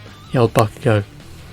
The medal ceremony went forward, with Deku getting a bronze medal alongside Tokoyami, and with Bakugo getting gold. Ida was supposed to get the silver medal, but he left with his mother before he could accept it.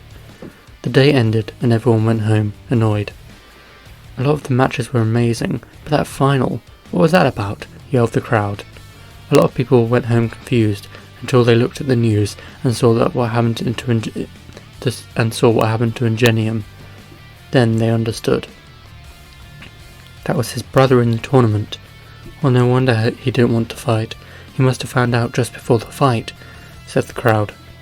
The next day, Ida walked into class and everybody looked at him, not knowing what to say. Deku walked over to him. You doing alright, man? Deku asked. Yeah, I'll be fine. Thanks, said Ida. The class took a breath as the two sat down. Aizawa walked in, standing at the podium. Okay, everyone, you all did well at the sports festival. This has allowed lots of Pro Heroes agency to scout you. Next week, you'll begin your internships. Your choice, you'll have to go with the people on your lists. Aizawa handed out lists to the students. Some pupils who were very short with only a couple of names, whereas some, like Bakugo, had thousands. Make sure you choose carefully, as the contacts and skills you learn will stick with you forever. The class nodded and Aizawa left the room. Deku began flicking through his list. He had gotten quite a few invitations, but was only looking for ones in a specific area. Deku stopped when he saw someone's name he didn't expect to see. Endeavor. Why does he want me? Maybe because I beat Todoroki? Asked Deku. Deku kept flicking through until he found the one that he was looking for.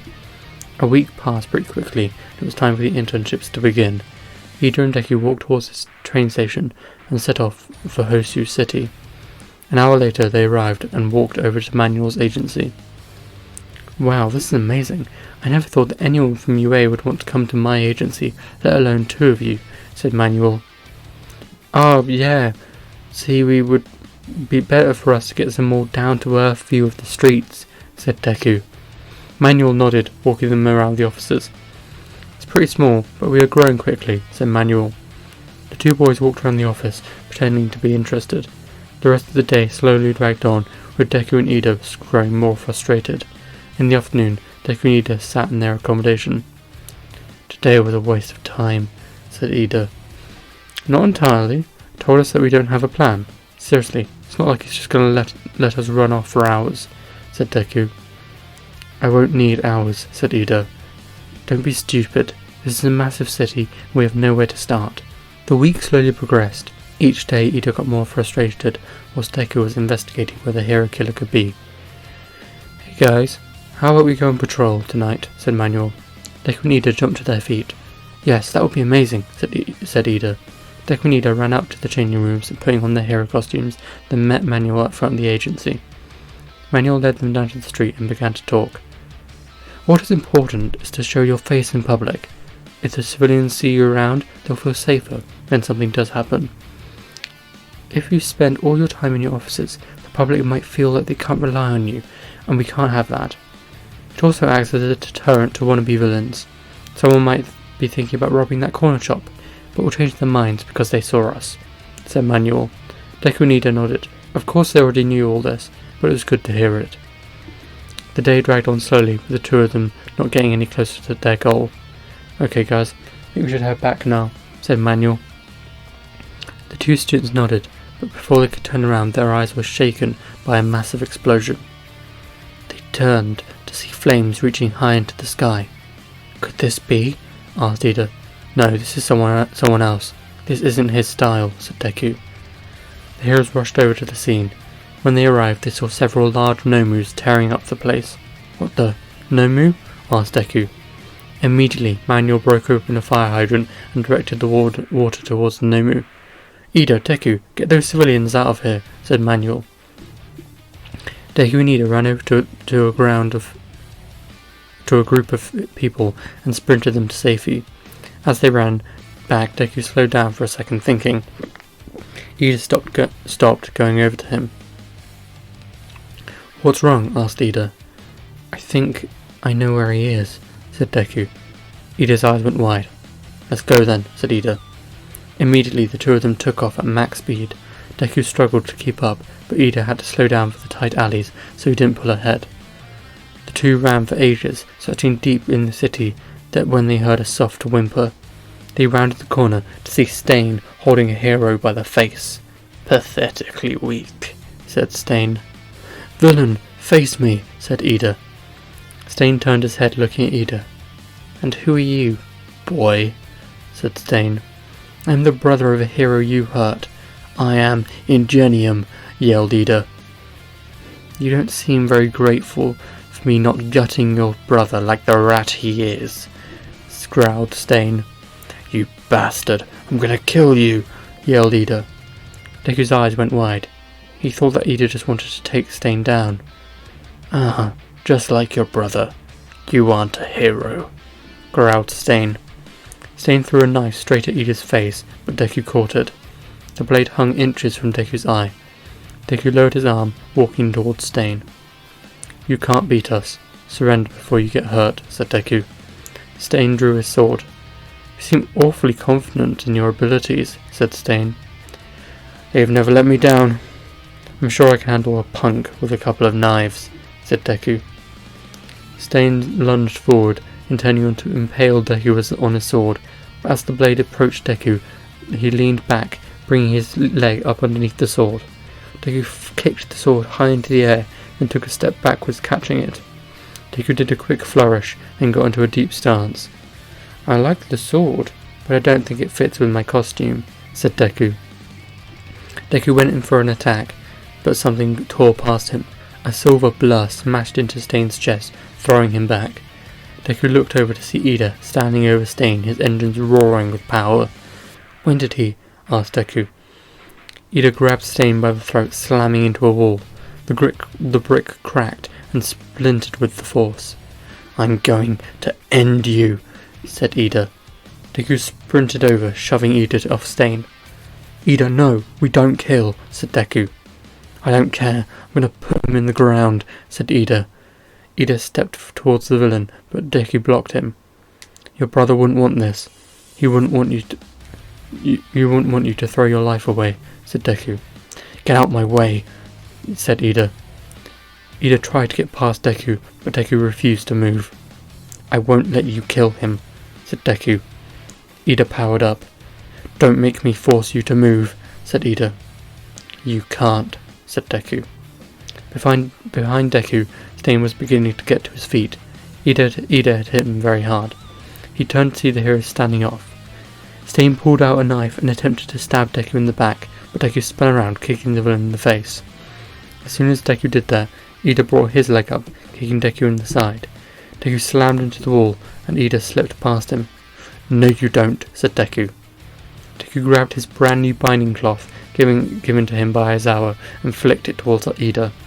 Just as Ida was about to grab Stain, the cloth wrapped around his ankle, slamming him into the ground. Stain saw this and tried to stab down on the defenseless Ida, but Deku yanked the cloth back, saving Ida. Ida slid across the ground as Deku ran past him. Stain launched another attack, but Deku grabbed his arm, twisting it around, then slamming into a wall. "Stay put," said Deku. Deku ducked, just in time to dodge a massive kick from Ida. "Seriously dude, stand down. I don't want to hurt you," said Deku. "I beat you before, I can do it again," said Ida. Deku sighed, clicking his knuckles. "Don't be so sure," said Deku. Ida and Deku shot towards each other. Ida accelerated to maximum, shooting like a cannonball towards Deku, but Deku was unfazed. He flicked the binding cloth, wrapping it around Ida's chest, then yanked him down. Ida was pulled off his feet, and his face met Deku's knee with a sickening crunch. Ida didn't stop though. Using the strength of One for All, he burst free of the binding cloth and jumped to his feet. Blood poured out of his nose. "I didn't want to do that. Please, let's just arrest him," said Deku. Ida didn't respond. He shot forward again, coming in for a massive kick. Deku sighed reluctantly as he dropped his stance. Deku's fist met Ida's leg, and he spun past the attack, unloading the kinetic energy into Ida's gut. Ida was thrown down the alley, but got quickly back to his feet. Quit being an idiot and stay down," said Deku. As Deku was saying this, Stain had grabbed his sword and swinging the jagged blade towards the pro-hero who was lying in the alley. "And that goes for you too," said Deku. Deku spun around, launching a massive kick into the sword. Instantly the blade shattered all over the alley. "What? How?" asked Stain. "I've got iron soles in my boots. Great for training and for that. Now sit down and wait your turn," said Deku. Stain pulled out another knife, but before he could use it, Deku grabbed him by the head and slammed him into the ground. "There, Ida, he's defeated. You don't need to kill him," said Deku. "I don't care," said Ida. Ida shot forward, intent on crushing the hero killer, but Deku knew this would happen. Ida came in for a massive axe kick, but Deku leapt forward, tackling Ida to the ground. Ida punched Deku in the back and threw him down the alley. As Deku flew, he turned around, flicking his binding cloth. It wrapped around Ida's arm, and when Deku gave it a tug, he stopped flying down the alley and Ida was pulled away from Stain. "Get out of my way, Deku. You won't understand," said Ida. Ida turned to face Deku and punched the ground in frustration. "He's killed so many and he paralyzed my brother. This monster is who you are protecting," yelled Ida. "I'm not protecting him. I'm protecting you. If you kill him, you aren't better than him," said Deku. "I've made my peace with that," said Ida. Deku shot towards Ida, landing a massive kick in the small of his back. Ida was forced to the ground as Deku got between him and Stain. "Stop getting in my way," yelled Ida. Ida came in for a punch, which Deku batted aside, then countered with several quick jabs to Ida's face and stomach. Ida flinched for a second, then hit back with a massive kick. Deku lowered his stance, letting the kick move over him, then shot more quick jabs into Ida's thigh. Ida staggered, struggling to stay on his feet. "You're feeling numb, aren't you now? I hit the less important pressure points. I don't want to hurt you, but I will if I have to," said Deku. "Well, if I'm numb, I won't feel the pain anymore," said Ida. Ida closed his eyes, and Deku saw the lightning around him grow brighter. 10%, yelled Ida. "No, don't be an idiot, you'll hurt yourself," said Deku. "I won't need to go this far if you just let me kill him," yelled Ida. Deku got into a stance. "That's not happening," said Deku. Ida shot at Deku, but even the increase in speed, he couldn't land a single hit. Ida launched a massive kick after massive kick, and they were all dodged or redirected. Deku dodged past another kick, getting right in his face, then punched him hard in the gut. He then kicked Ida in the mouth, knocking him onto his back. "You won't beat me again, especially not here. Your moves are too predictable, and in this limited space, it's even worse. There's only one direction you can attack from, and it makes it easy to beat you. I'm sorry, but this is over," said Deku. Deku pulled back his fist, ready to knock Ida out, but Ida put up his hands. "Alright, you win. Just go get some rope and we can tie him up," said Ida. Deku walked down the alley to the dumpster, when Ida got up and turned to face Stain. Deku kept an eye on him out of the corner of the eye, but he wasn't fast enough to stop what happened next. Stain picked up one of the broken bits of sword and stabbed Ida in the gut. Ida coughed up blood, falling to the ground. Stain then yanked the blade out of Ida and stood up. "Disgusting false heroes," said Stain. Deku screamed in anger, flicking his binding cloth towards Stain. He was aiming for his chest, but Stain slashed the cloth before it could make contact. Deku sprinted forward, pulling the cloth back as he did, but Stain grabbed hold of it, launching himself towards Deku.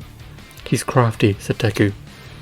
Deku ducked Stain's attack, then launched towards him. The first hit knocked the blade out of his hand, and the second crushed the bones in his shoulder. Stain's arm hung limply at his side, but he didn't let up. He slashed at Deku's face with another bit of broken blade, but Deku narrowly dodged. Before Stain could bring the blade back around, Deku headbutted Stain, shattering his nose, then did a jumping spin kick, landing his heavy steel boots into the villain's head. Stain slumped to the ground unconscious, and Deku tied him up. Deku ran over to Ida, who was bleeding out on the ground. "Ida, how are you?" said Deku. Deku knelt down beside him and saw the amount of blood he was losing. Deku pulled out his phone and sent out an emergency alert to his classmates and any nearby heroes. "I know they are busy, but I've got to hope they come." Deku then called an ambulance. Deku unbound his binding cloth and pressed it down hard on the wound. "I'm sorry if this hurts," said Deku. Ida was barely conscious. "Somebody please come," said Deku. Suddenly, Deku heard a soft whimper from Ida. "Deku, please, take one for all. You can't let it die with me," said Ida. "Don't be stupid, you aren't going to die. You're just going to be fine," said Deku. Slowly, Ida raised his hand up to his head and pulled out her hair. "Please, eat it," said Ida. "No." "There's no need. You'll be fine, you'll see," said Deku. Ida's eyes began to slowly close when suddenly Todoroki came rushing around the corner. "Hey guys, what's the issue?" "Oh my god," said Todoroki. Todoroki cut himself off when he saw Ida bleeding out on the floor. "Todoroki, I don't know what to do. The bleeding won't stop," said Deku. "What happened?" said Todoroki. "We kind of found the hero killer and beat him," said Deku. Todoroki looked behind Deku and saw Stain slumped on the floor. "I think I can help," said Todoroki. Todoroki pulled up his sleeve and heated up his hand. He gently placed it on Ida's stomach and increased the temperature. "This will hurt like hell, Ida. I'm sorry, but I have to cauterize the wound," said Todoroki. Todoroki increased the temperature and Ida woke up. Ida screamed and Deku tore off his sleeve and put it in Ida's mouth. "I can't let him bite his tongue," said Deku. Todoroki continued and then suddenly stopped. "I've done all I can," said Todoroki. As Todoroki said that, the ambulance crew and Endeavour ran round the corner. "Shoto, what's the situation?" said Endeavour. "Midoriya took down the hero killer and Ida is injured," said Todoroki. Endeavour looked behind Todoroki and saw Deku. "You, boy, what is your quirk?" asked Endeavour. "You managed to defeat my Shoto and the hero killer with only minor injuries. Not many could achieve that," said Endeavour. "My quirk? Oh, I don't have one. I'm quirkless," said Deku. Endeavour froze. He was very confused. The next day, Ida woke up in a hospital. Next to him sat Deku. "Oh, you're finally awake," said Deku. Ida sat up, wincing in pain. "Oh, why does my stomach hurt so bad?" asked Ida. "Do you not remember the stabbing?" asked Deku. "Oh, yeah, that," said Ida. "I'm sorry, I beat you up really bad," said Deku. "It's okay. I should be the one to apologize. I was being stupid," said Ida. "Yes, you were, but I understand why. I couldn't have kept a level head in that situation," said Deku. "We good then?" asked Ida. "Hell yeah, buddy," said Deku. Deku and Ida clasped hands, then stood up. Then Deku stood up. Not Ida. He's in bed. "You know, this makes us even now. Right? 1 win each? We need a rematch," said Deku. Ida laughed, laying back down. "Always thinking about fighting, huh?" "Sure, just let me heal first," said Ida. "Don't worry, recovery goal will be in soon," said Deku. End of Chapter 5. What if Deku stayed quirkless? Chapter 6.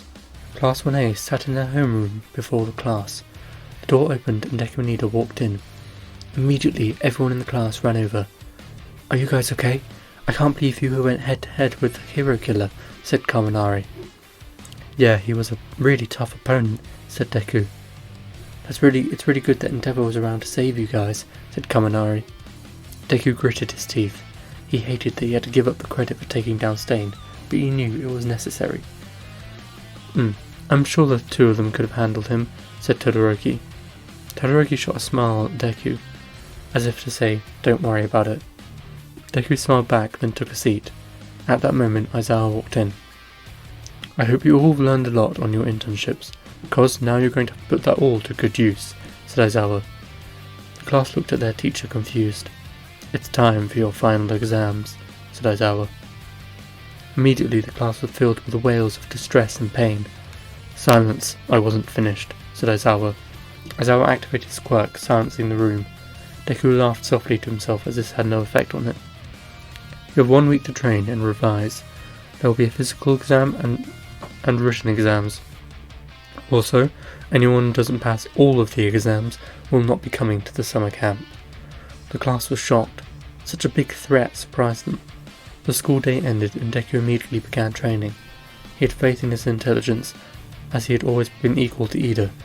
Instead, he focused entirely on training his body. "I need an opponent," said Deku. Deku called up Ida, but he was busy revising. Then he tried Kirishima, but he had a family event to go to.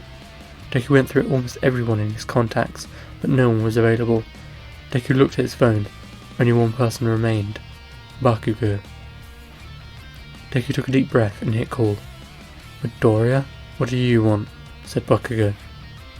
Good, he stopped calling me Deku, thought Deku. "I need someone to train with and, I know you've been wanting a rematch," said Deku. There was a short silence, then Bakugo spoke up. "Where?" asked Bakugo. "The beach?" asked Deku. "Sure, see you in there and now?" said Bakugo. "Yeah," said Deku. Deku hung up and then got ready. There's going to be a weird training session. Deku ran along the sand, doing a quick warm-up when Bakugo arrived. "When did someone clear the beach?" asked Bakugo. That was me and Ida. That's how we trained," said Deku. Bakugo was surprised. "Okay, let's do this," said Bakugo. Bakugo put down his bag and put up his hands. Deku did the same. "Don't hold back," said Deku. "I never do," said Bakugo. Bakugo launched forward using an explosion. Deku was shocked by the speed but managed to dodge this punch. He's much faster than last time. Deku jumped forward, aiming a jab at Bakugo's face, but Bakugo deflected it. Deku smiled hard. "You've been training," said Deku. Bakugo didn't say anything. Instead, he brought his legs straight up, aiming to kick Deku in the head. Bakugo grabbed hold of Bakugo's calf and swept his other leg out from underneath him. Bakugo fell into the sand, but before Deku could attack, Bakugo set off some more explosions, putting some distance between the two. They launched towards each other again.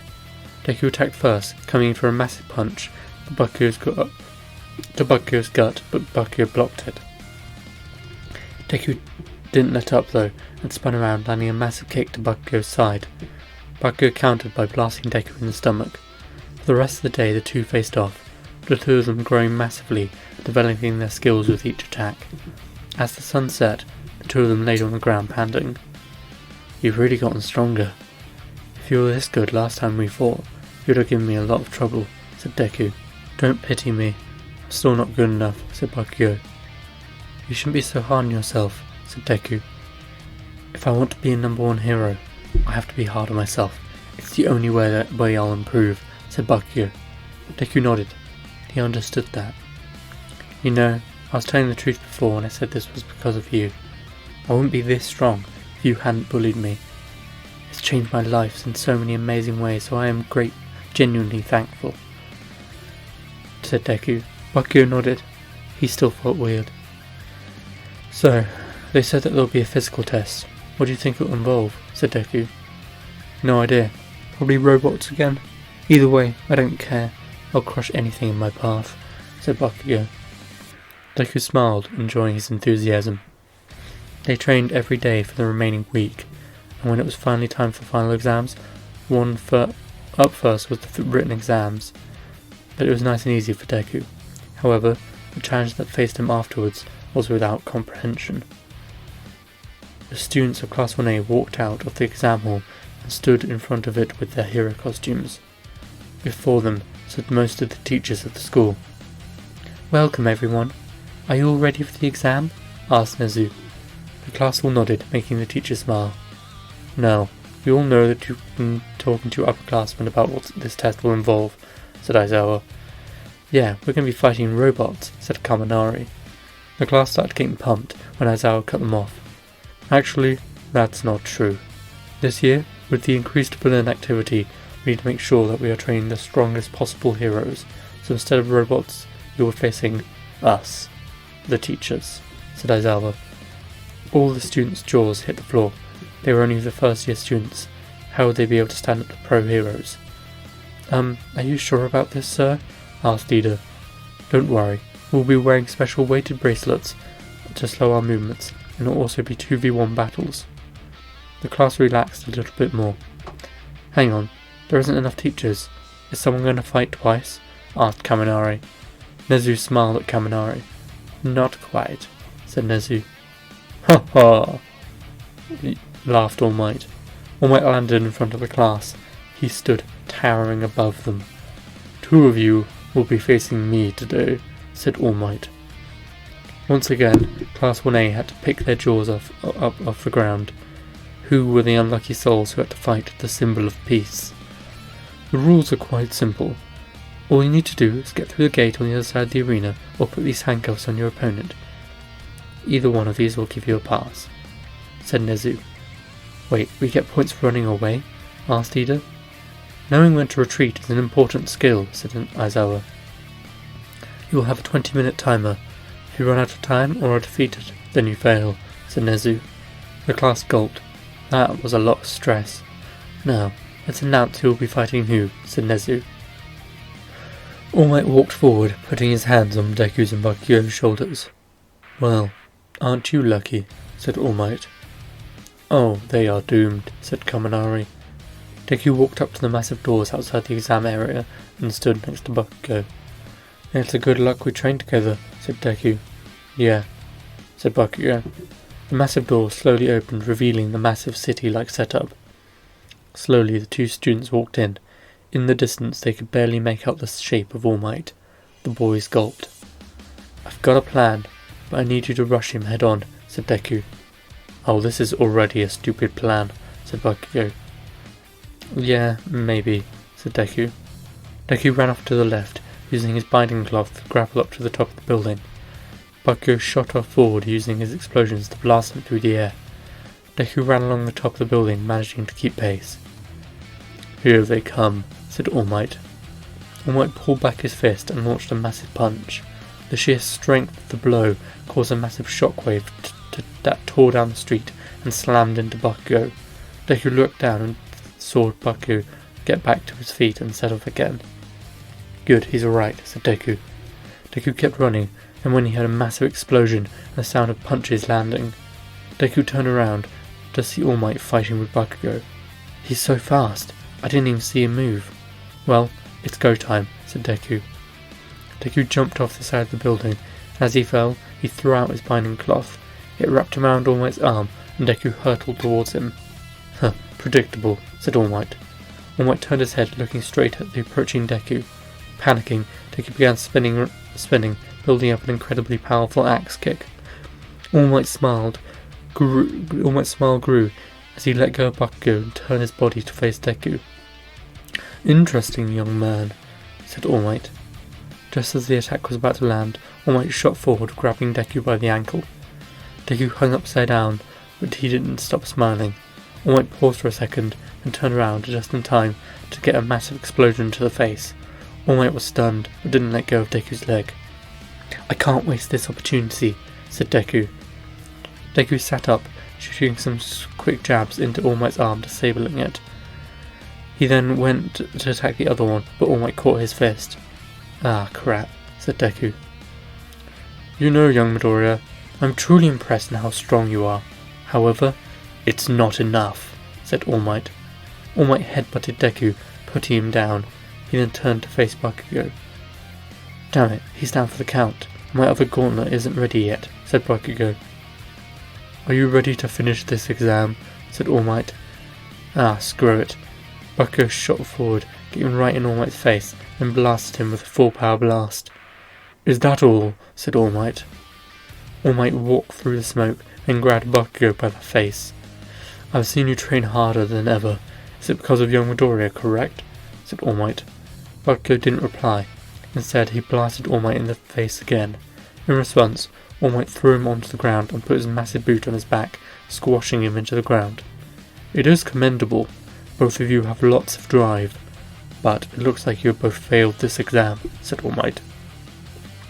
All Might pulled back his fist and launched a punch, looking to knock out Bakugo. Just before the punch landed, Deku jumped in front of it. Blood was pouring down his face, and it was getting in his eye. "Focused.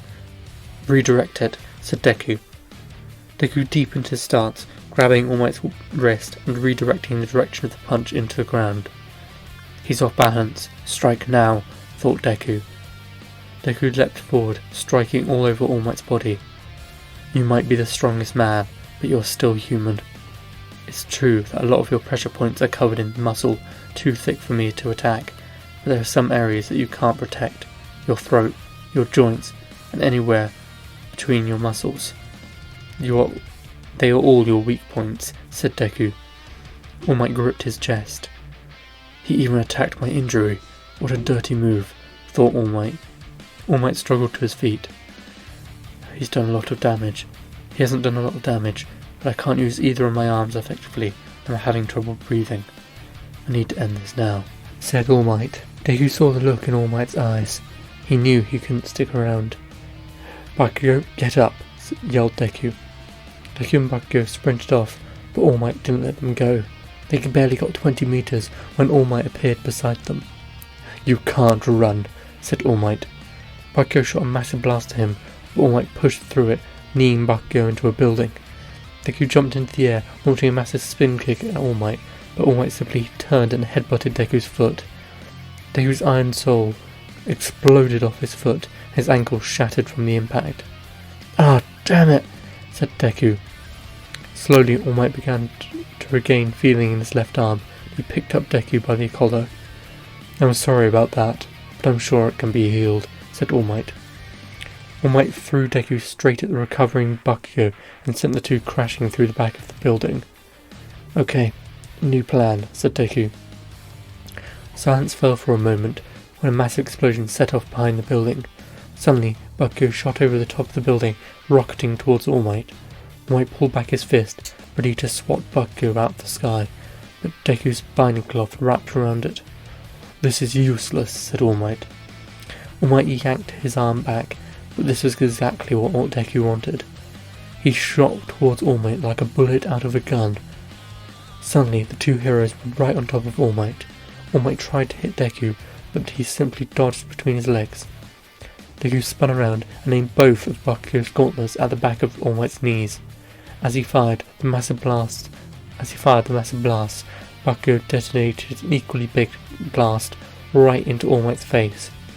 All Might's legs were thrown out from underneath him, and the blast smashed him into the ground. We need to run, said Deku.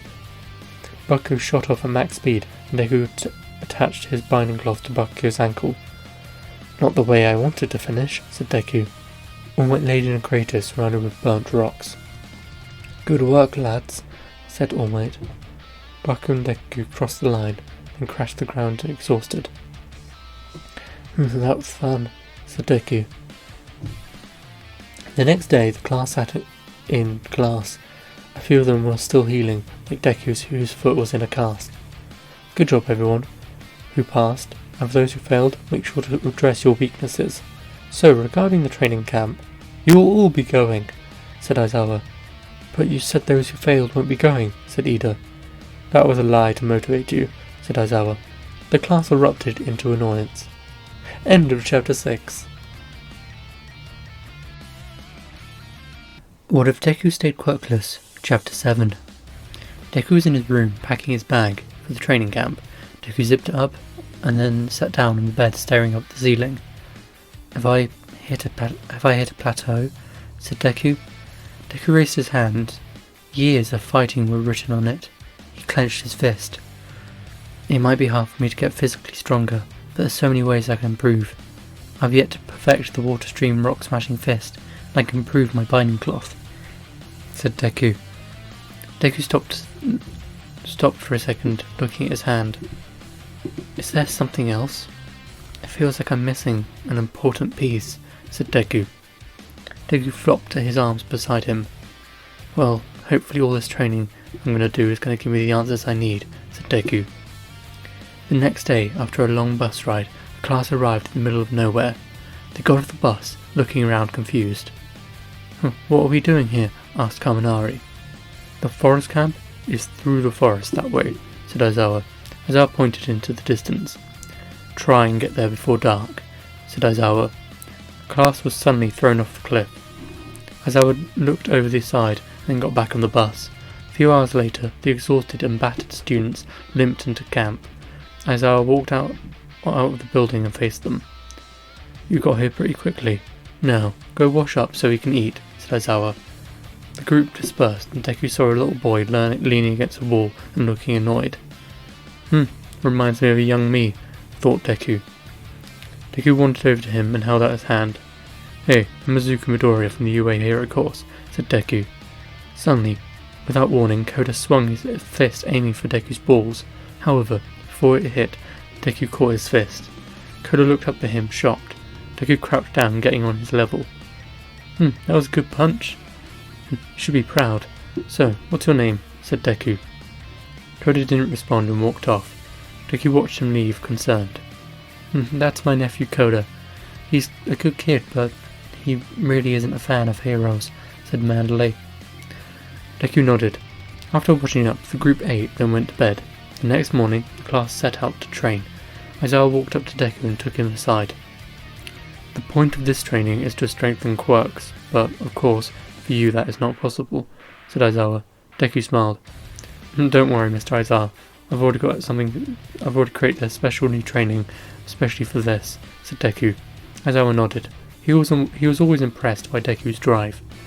Very good. Now, get to it, said Aizawa. Deku walked off, to do some warm-up stretches. A few hours later, Aizawa was walking through the crowd of students as they trained. Very good, said Aizawa. Aizawa walked round a large boulder and saw Deku. In front of him was a massive hole in the side of the rock. Aizawa went to walk over, but Deku put up his guard and began pounding on the rock again. With each attack, more and more rock chipped away. More, come on, more, focus, said Deku. Target the weak points. Deku stopped for a second.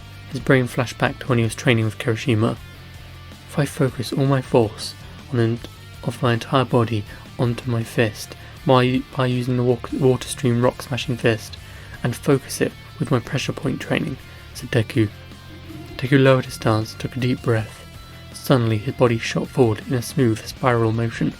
Deku's fist smashed into the rock face, splintering some of the rock. I thought that'd do more. I guess I was wrong, said Deku. Deku turned to get a drink, but stopped when he heard something behind him. He turned and saw a large crack form across the rock face and spread across it. Eventually the massive boulder split in half, crashing to the ground. Deku smirked, rubbing his knuckles. Now that's more like it, said Deku.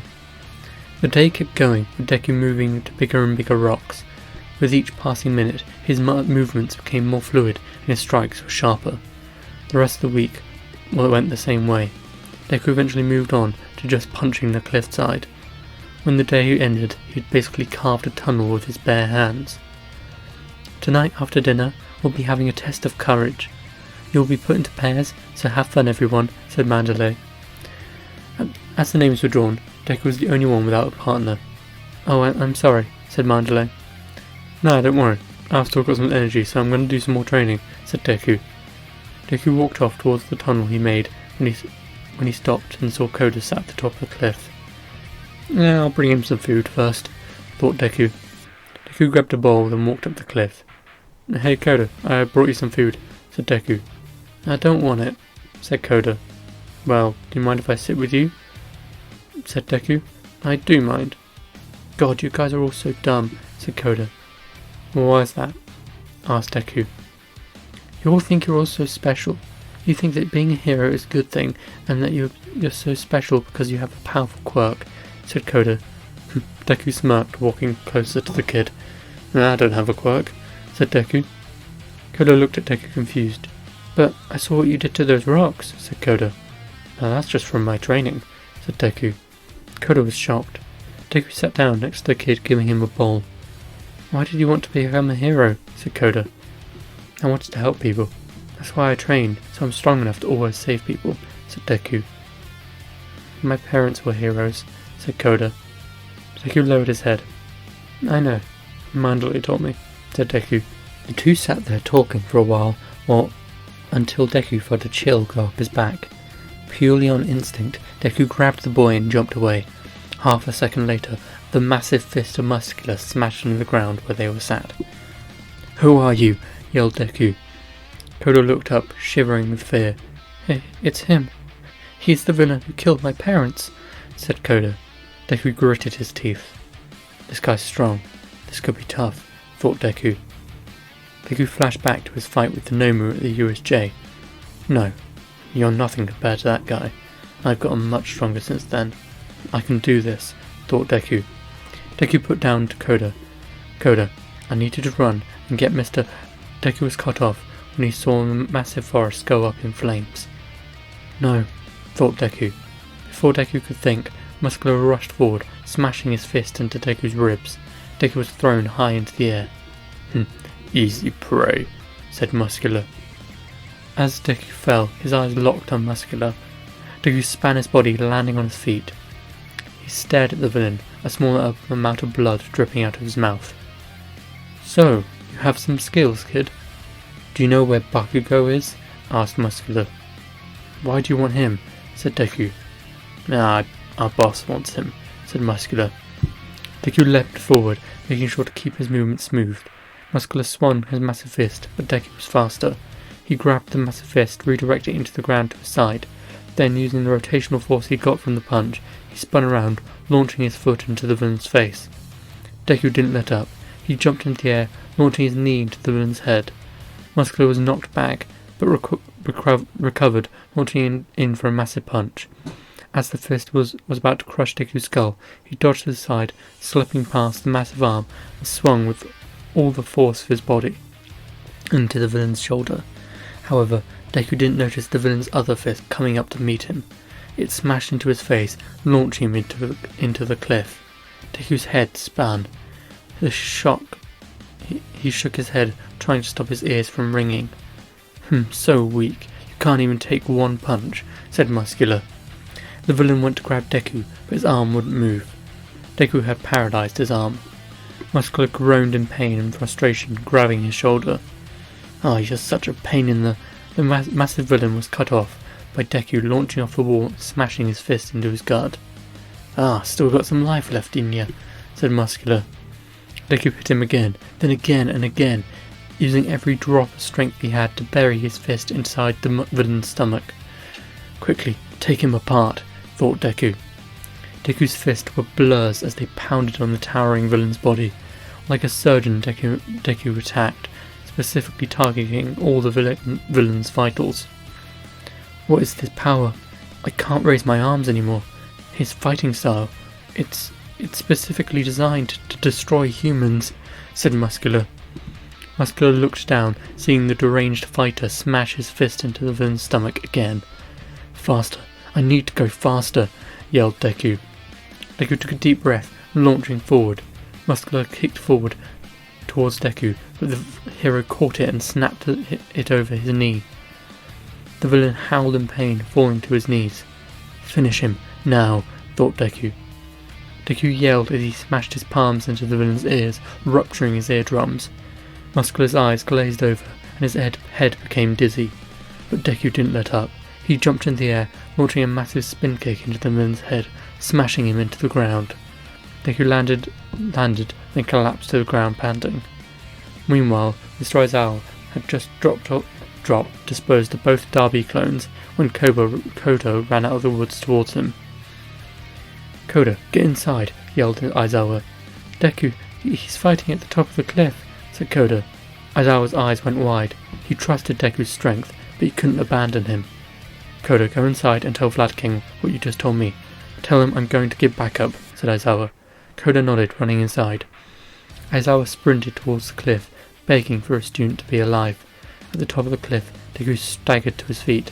He was pretty sure his ribs were broken, and his whole body ached. I need to go help the others, said Deku. Deku managed a few steps, then fell down to one knee. His vision was becoming blurry, and his legs were shaking. Deku put his hand to his head and saw blood on his palm. Oh, that's not great, said Deku.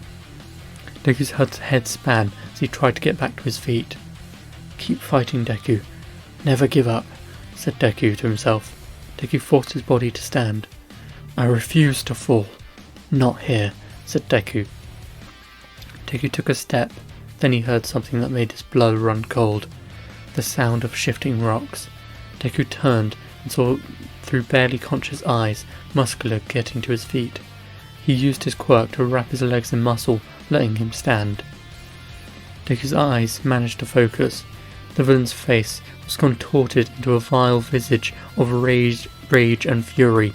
Through bloodshot eyes, the furious villain found his prey. I'm going to rip you limb from limb, growled the villain. The massive villain launched towards Deku. Deku took a deep breath, swinging his fist towards the villain. The mighty punch smashed into Muscular's face, but he didn't care. He pushed through it, splintering and crushing the bone. Deku howled in pain as he was tackled into the cliffside. Coughing, the hero's blood poured out of his mouth. Muscular laughed. His mind was completely broken now. All that was left was the manic rage and desire to slaughter this boy. He grabbed Deku by the throat, slowly picking him up off the ground. No, not like this, said Deku. Deku struggled to get free, but Muscular's grip was too strong. Muscular gripped tighter and tighter, and Deku's air supply started getting cut off. Laughing, the villain smashed the choking hero into the cliff face, pinning him to it by his throat. Using what little strength he had left, Deku kicked straight up, hitting the villain's arm. The arm splintered and broke, but Muscular didn't care. He produced more muscle fibers, holding his arm together. Die, growled Muscular. I'm sorry I was so weak, Mum, thought Deku to himself. Deku started to slip away. when he felt something pulling him back. "You aren't weak, Izuku. Now, prove it to him," yelled Inko. Deku's eyes shot open. He had barely any strength left inside, but he didn't care. His life depended on this last attack. Deku formed a claw shape with his fingers, intending to gouge out the villain's eye. Deku didn't like fighting dirty, but right now it didn't matter. He swung with all his might, but at the last moment, Muscular pushed harder on Deku's neck.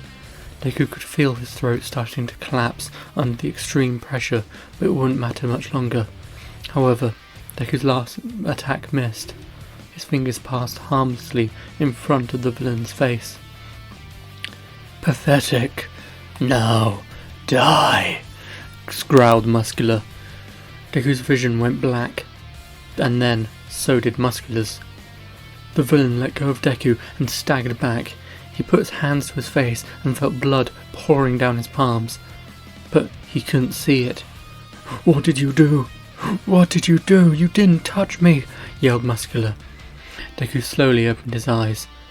Even if Deku knew what had happened to him, his voice box was severely damaged and Muscular wouldn't be able to hear him anyway. Deku watched the villain writhing in pain, grabbing his face. "Get up, Izuku.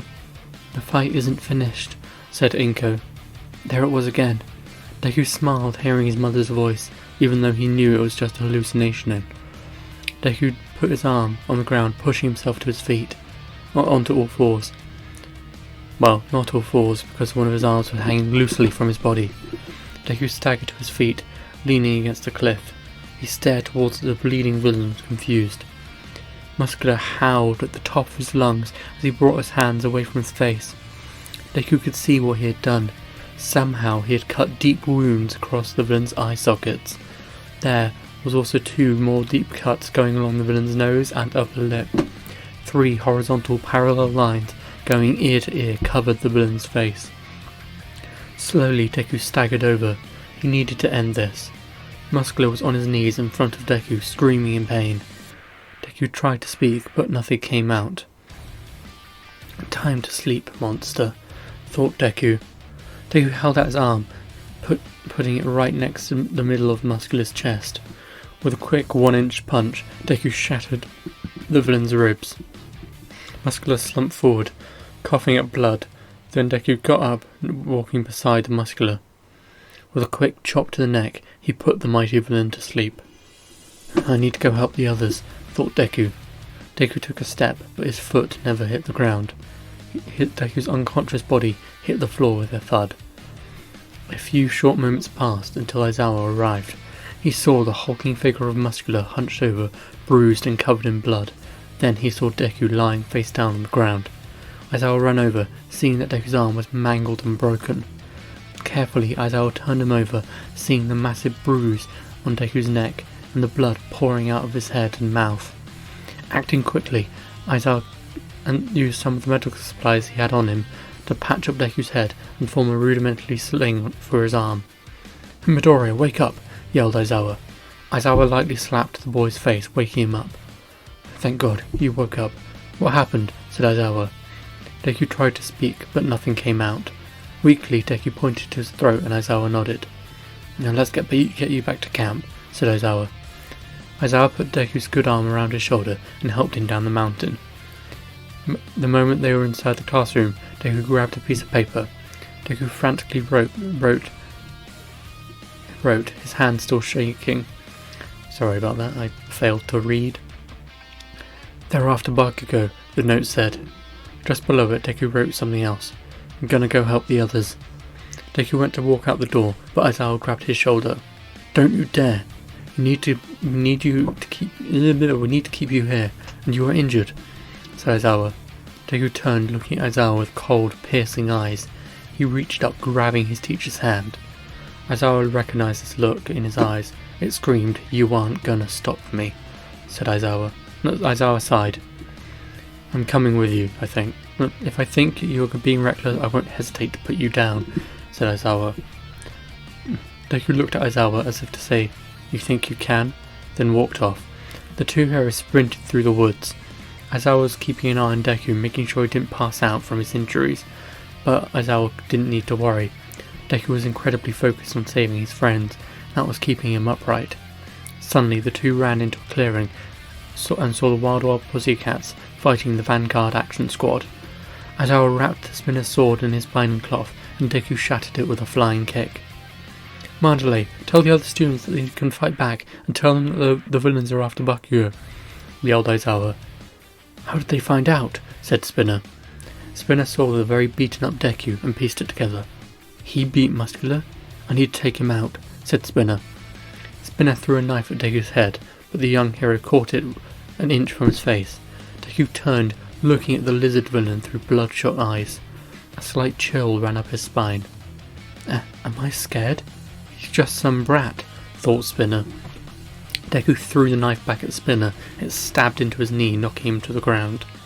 Aizawa and Deku continued running, desperately looking for other students. They carefully ran through the woods, dodging branches, when Deku felt a chill go up his back. He quickly tackled Aizawa to the ground, just in time to dodge a massive black fist, smashing through the trees around them. Aizawa looked up in shock. Is that Dark Shadow? He said. Aizawa activated his quirk, and Dark Shadow disappeared. Tokuyami fell to the ground, crying. I'm sorry, I lost control, said Tokuyami. Deku put his hand on the bird boy's shoulder and smiled. Tokuyami looked up to see Deku beaten and bloody. What happened to you, Midoriya? Said Tokuyami. Before Deku could gesture that he couldn't speak, Aizawa spoke up. We need to find Bakugo and the other students, said Aizawa. At that moment, a large pillar of ice appeared through the trees. They're that way, said Aizawa. The group ran off through the woods and came to Bakugo and Todoroki fighting Moonfish. The villain shot his blades towards the two, but Todoroki managed to block it with his ice. The villain laughed manically, but then found that he couldn't move his blades anymore. Moonfish turned to see Aizawa with his eyes glowing red. Deku sprinted over, jumping into the air and smashing the Moonfish in the jaw with a powerful punch. The villain crashed to the floor unconscious. Deku landed, barely staying on his feet. Deku? What the hell happened to you? Said Bakugo. Bakugo looked at Deku. There was blood flowing down his face, and his arm was in tatters. The group surrounded Bakugo and began walking back to camp. As they walked, they could hear the fighting in the distance. We need to secure Bakugo quickly, so I can go help the others, said Aizawa. The group nodded, but Deku felt a chill go up his back. With one swift motion, he spun around, connecting his foot to Mr. Compress's jaw. The villainous magician spun to the floor, laughing. Impressive! Not many are able to detect me. But you didn't do it fast enough, said Mr. Compress. Deku looked around, noticing that Bakugo was missing. The villain held out a marble. Good day, said Mr. Compress. The villain tried to jump away, but Deku grabbed his ankle, smashing him back down to earth. Deku pulled back his fist, ready to punch the villain, but he never landed his attack. Mr. Compress clicked his fingers, and several marbles expanded, smashing rocks into Deku. The young hero fell to the ground, and Mr. Compress jumped away. The others tried to stop his escape, but they were too slow. I'm glad I got away. That child was very strong, said Mr. Compress. Mr. Compress landed in the clearing, walking over to Darby. The mission has been completed, said Mr. Compress. Not yet. We've got company. At that moment, Aizawa, Shoji, Deku, Todoroki, and Tokuyami landed in the clearing after being thrown by a combination of Sue and Uraraka's quirks. Immediately, Darby shot a blast of fire at the group. Aizawa tried to use his quirk, but he couldn't see through Darby's flames. Todoroki countered with his own fire power, and the flames danced around each other, orange and blue fighting for dominance. However, Darby was stronger. Pathetic, Shoto. Endeavor hasn't been training you hard enough.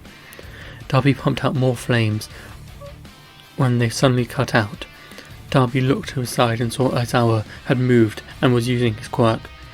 Darby rolled to the side, dodging Todoroki's attack. At that moment, Aizawa used his binding cloth and wrapped around Darby's neck, slamming him to the ground.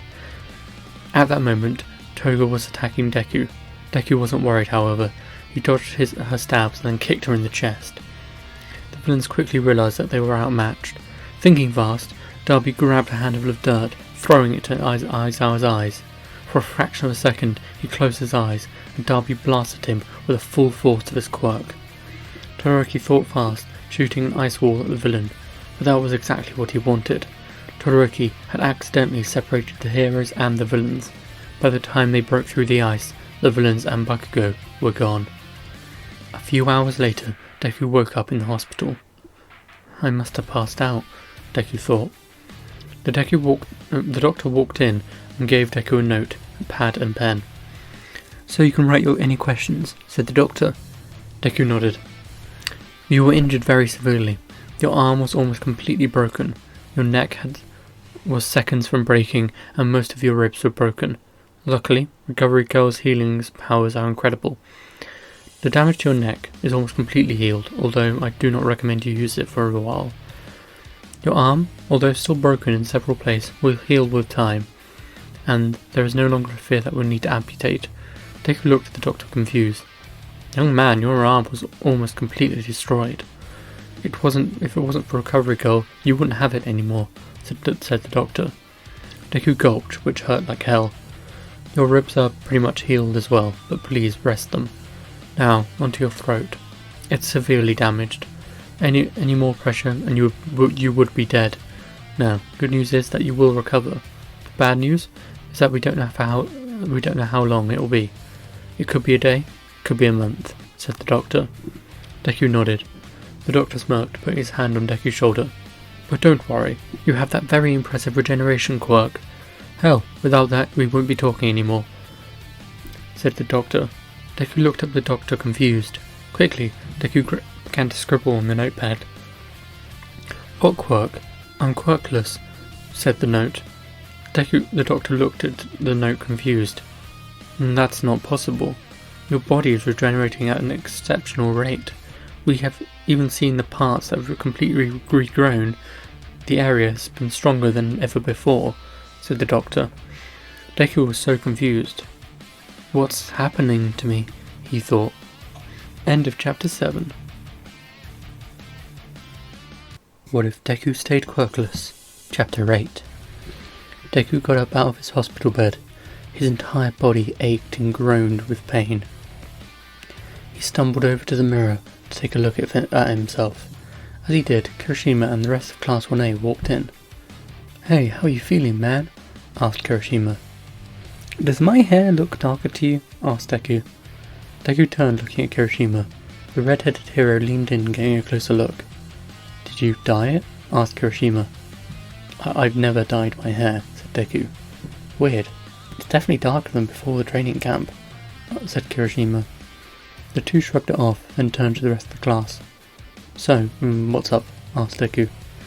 We want to go after Bakugo. I overheard Yayorozu talking to All Might and the police, and she put a tracker on the Nomu that attacked us in the woods. I've already talked to her, and she's agreed to help us, said Kirishima. Kirishima, you can't go. How are you going to save Bakugo without attacking the villains? Asked Ida. I don't know, okay? All I know is that my friend was kidnapped, and I couldn't help him. Who is going to help me? Asked Kirishima. Midoriya? Asked Kirishima. Deku looked at the ground. Bakugo and I's relationship is complicated. I hated him for a long time, but when I saw him again I realised he isn't as bad as I thought. He can be an unbearable arse sometimes, but he's a good person. I'll help you, said Deku. The class talked for a bit longer, with Todoroki and Ida agreeing to join. When it was dark, the group headed out. After a short train ride, the group found themselves walking down the side of a large warehouse.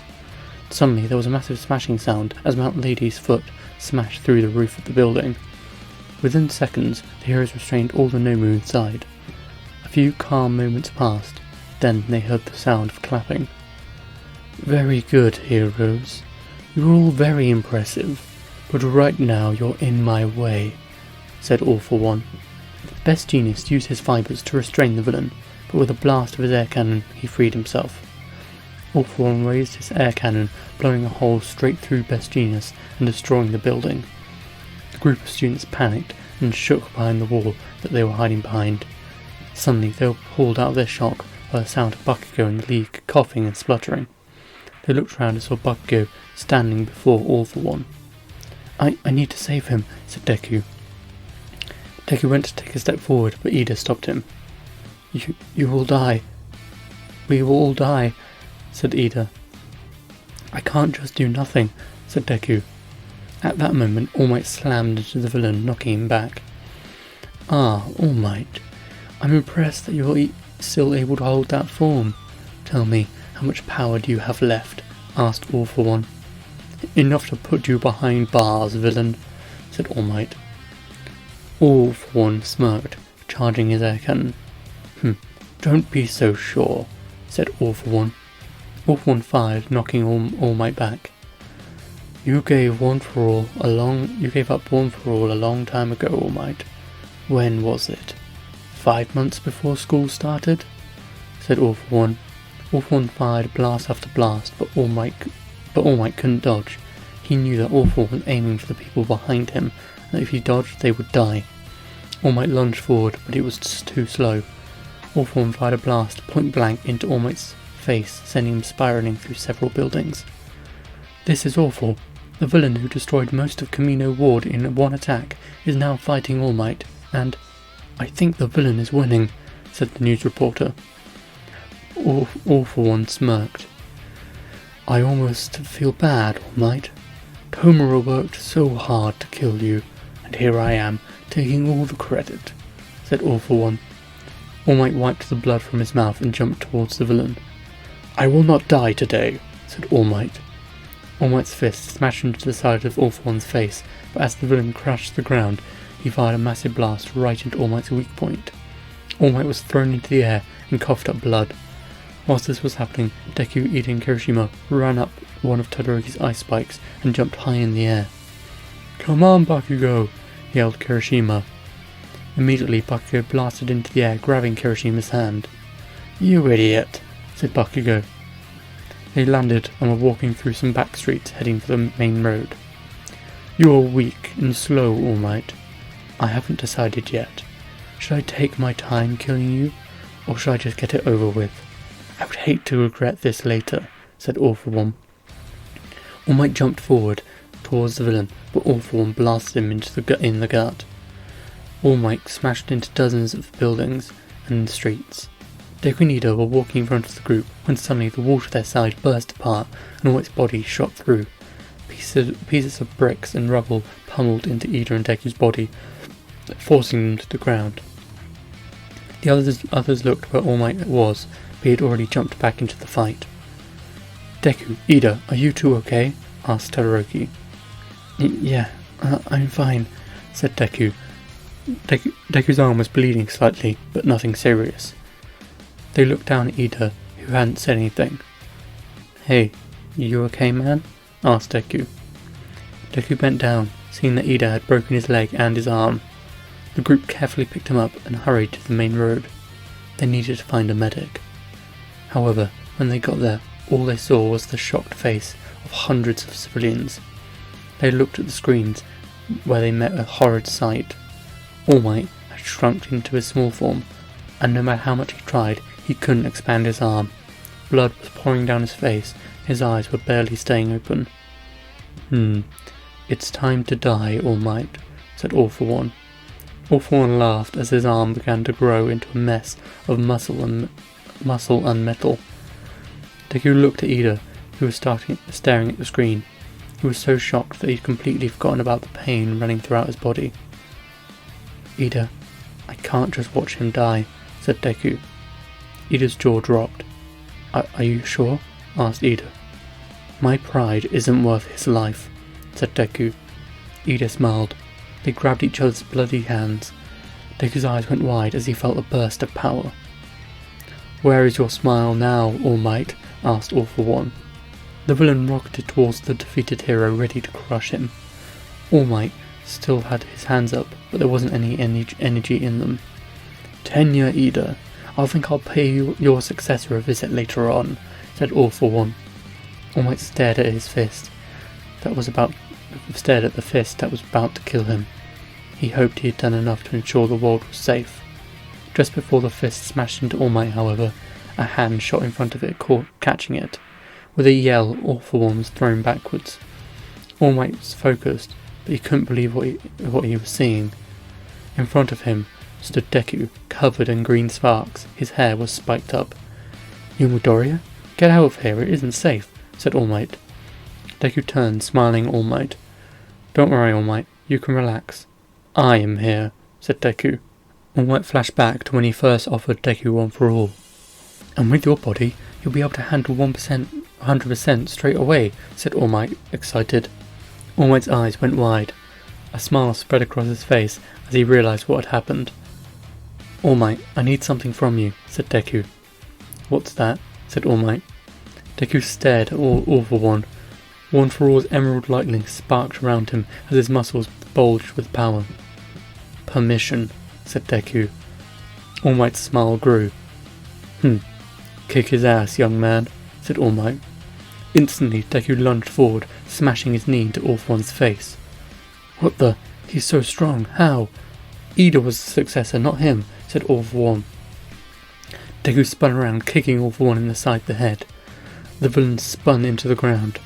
All across the world, people stared in the screens in shock. The students of Class 1A had no idea how Deku was so strong, and everyone was shocked that some random kid was destroying the villain who beat All Might. All for One staggered to his feet. "He's just as strong as All Might in his prime." "No, he might be stronger," said All for One. All for One charged up his air cannon and fired it at Deku. Just before the blast hit, however, Deku kicked it high into the air. All for One was starting to shake with fear. He had never wanted to face a complete one-for-all user ever again. The villain buffed up his other arm and charged at Deku. He needed to kill him right now. Deku smirked, seeing the villain approach. He took a deep breath and lowered his stance. Just before All for One smashed into him, Deku dodged to the side and redirected All for One's massive fist into the ground. "You missed," said Deku. Deku spun around, kicking the villain in the face. All for One was knocked back, but he didn't give up. He fired an air blast at the ground in front of Deku, kicking up a massive amount of dust. Then when Deku launched a punch to blast it away, All for One jumped through the dust.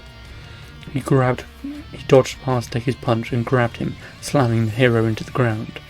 All for One pushed down on Deku's throat, but Deku didn't stop smirking. With a quick jab, he crushed the bones in All for One's forearm. Deku jumped to his feet, launching a massive spin kick into the villain's jaw. All for One staggered backwards as Deku formed a claw with his hand. "Now, let's see what this new technique can do," said Deku. Deku swung his hand, a powerful air pressure slashed forward. "Fist of whirling wind, slashing steel," said Deku. 3 deep cuts formed across the villain's body, and he fell to his knees. Deku walked over. His body was burning from the power of One for All. "Goodbye, villain," said Deku. Deku swung with all his force, burying One for All's head in the ground. The ground splintered and cracked with the force. Deku got up, walking over to All Might. He grabbed the simpler piece by the arm and raised it high into the air. All across the world, people erupted in cheers of success. The police quickly rushed into the battleground to arrest All for One. "Thank you, young Midor." All Might was cut off when Deku's eyes closed and he passed out, collapsing to All Might's arms. The next day, Deku woke up in hospital. "Welcome back," said All Might. Deku sat up. His body ached all over. "First off, thank you, young man. You saved my life," said All Might. Deku smirked. "Second, I'm sorry I was wrong. Turns out your body couldn't handle 100%. You have pulled so many muscles," said All Might. Deku laughed, rubbing his head. "I don't feel it anymore." "What happened?" asked Deku.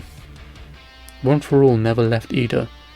I'm not sure how, but he managed to just take some of the energy and use it," said All Might. "So I'm still quirkless?" asked Deku. "Yes, you are," said All Might. "Good. I don't like handouts," said Deku. All Might laughed. "I don't know how you did it, but you performed a miracle." "Thank you," said All Might. All Might got up as the doctor entered the room. "Take good care of the kid," said All Might. "Yes, sir," said the doctor. All Might left the room, and the doctor stood at the end of the bed with a confused expression. "We just got the results from your blood test that we took after the forest camp. We saw something very unusual. Do you remember when I said that you were healing unusually fast?" asked the doctor. Deku nodded. "Well, it's not because of a quirk. We can't find any quirk genes in your blood, but we did find something. Your cells, particularly those in your muscles, are mutating, said the doctor. Deku looked horrified. We were worried too, but it's not anything negative. As far as we can tell, your body is changing to improve itself. It's as if your body is modifying itself to become a better combatant. We have already seen improvements across your body, said the doctor. The doctor passed Deku a mirror. His eyes had become bloodshot in the fight with Muscular, stared back at him. One was normal, whereas the other was red. Is it still bloodshot? Asked Deku. No, that's not it. Your body has improved your eyes so that you can react to incoming threats faster. We've already seen changes in your other eye already. Deku was very confused. So, what's happening? Asked Deku. We think it's because of your incredible physical fitness, emotional drive, and your high-stress situations. You see, when you're about to die, your body will do anything to survive. This is what we think is happening. Because you almost died at the forest camp, your body is starting to fix your weaknesses and improving your strengths, said the doctor. Do you know when it will stop? Asked Deku. The doctor shrugged. In my personal opinion, I think it's nowhere near finished. And when it is, I wholeheartedly believe your power will be unstoppable, said the doctor. A small smile spread across Deku's face. Now, get some rest, said the doctor. The doctor left the room, and Deku stared at his hands. Okay, body, what do you have in store for me? Said Deku. End of Chapter 8. What if Deku stayed quirkless? Chapter 9. All Might knocked on Deku's door, and Inko answered it. Him and Aizawa had already gone around the majority of the other students' houses and had gotten their permission to put the kids in dorms. Hello, Miss Midoriya. I'm here to talk to you, said All Might. Inko was shocked, but welcomed All Might inside. I'm sorry that Izuku isn't here. He's gone down to the beach to train, said Inko. All Might chuckled. It's really no issue. I know that boy loves to train, said All Might. Yeah, sometimes I think he loves it too much, said Inko. The two sat down at the table. As you know, we're all planning to put the students into dorms, said All Might. Yes, I got the letter. It's fine with me. All Might, before you go, can we talk? Said Inko. Of course, ma'am, said All Might. What do you think of Izuku? Said Inko. I'm not sure what you mean. He is my student and is incredibly strong. An incredibly strong hero, especially for being born without a quirk. What he is able to do is incredible, said All Might. Inko was quiet. Was that not what you wanted to hear? Said All Might. I don't know. I'm so proud of how strong he has become, but it feels like he lost some of what made him along the way. We travelled all over the world and trained with the best masters out there. He fought in tournament after tournament against all manner of people, and I always cheered him on. I am proud, but just worried if I should have stopped him at any point. And when I look at him now, with that red eye and that dark hair, he's changed, and I just hope he will be safe, said Inko. He seems to be a good-natured young man. He does sometimes have a temper, but he knows that too, and is working hard to fix it. I don't think he made a mistake, said All Might. There was this one period of time, though, Izuku had caught the eye of his master. He had Izuku train high in the mountains of Korea with him, and Deku would come home exhausted late at night. This kept going for months. He would leave before dawn and would come back long after dark. But one day, it was different. When I came back, he was already home and was in the shower. He had left all his stuff all over the floor. All Might. It was all weapons and knives and swords and stuff, but that wasn't it. His clothes were covered in blood. It wasn't on the weapon, so I don't think Izuku hurt anyone. And he wasn't hurt. But what could have happened? When he came out, all he said that he learned all he needed to there, and we moved on, said Inko. Interesting. The more I hear about that boy, the boy's training, the more interested I get, said All Might. I wish I knew what happened. If only I could have asked his master.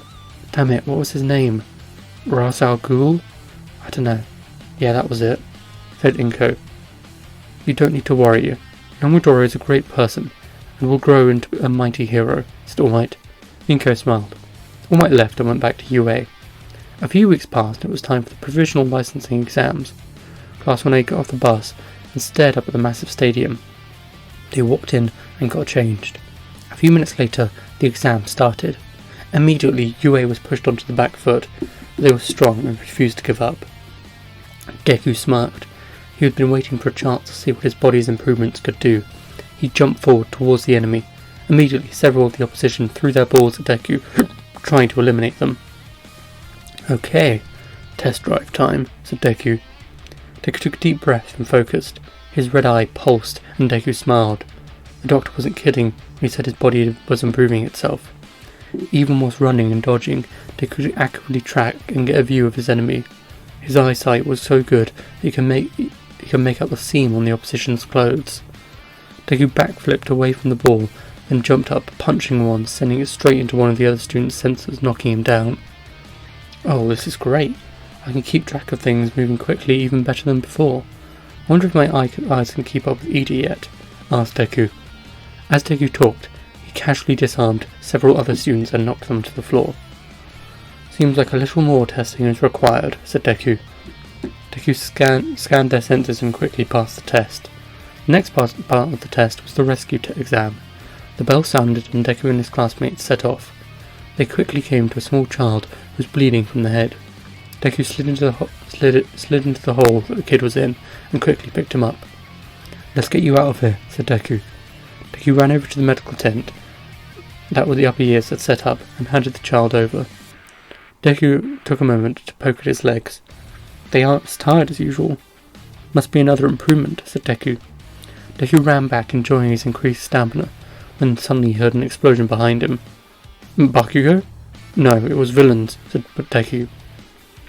A voice began to play over the loudspeaker. The villains have returned. You need to defeat them, whilst also rescuing trapped civilians, said the announcer. They're throwing a lot at us. I'm not complaining though, said Deku. Deku grabbed his binding cloth and jumped into battle. Gangwalker walked out the smoke, surrounded by henchmen. So, who will be the first to fall, said Gangwalker. Gangwalker saw Deku standing on one of his defeated henchmen. Midoriya, said Gangwalker. You know me? asked Deku. I do.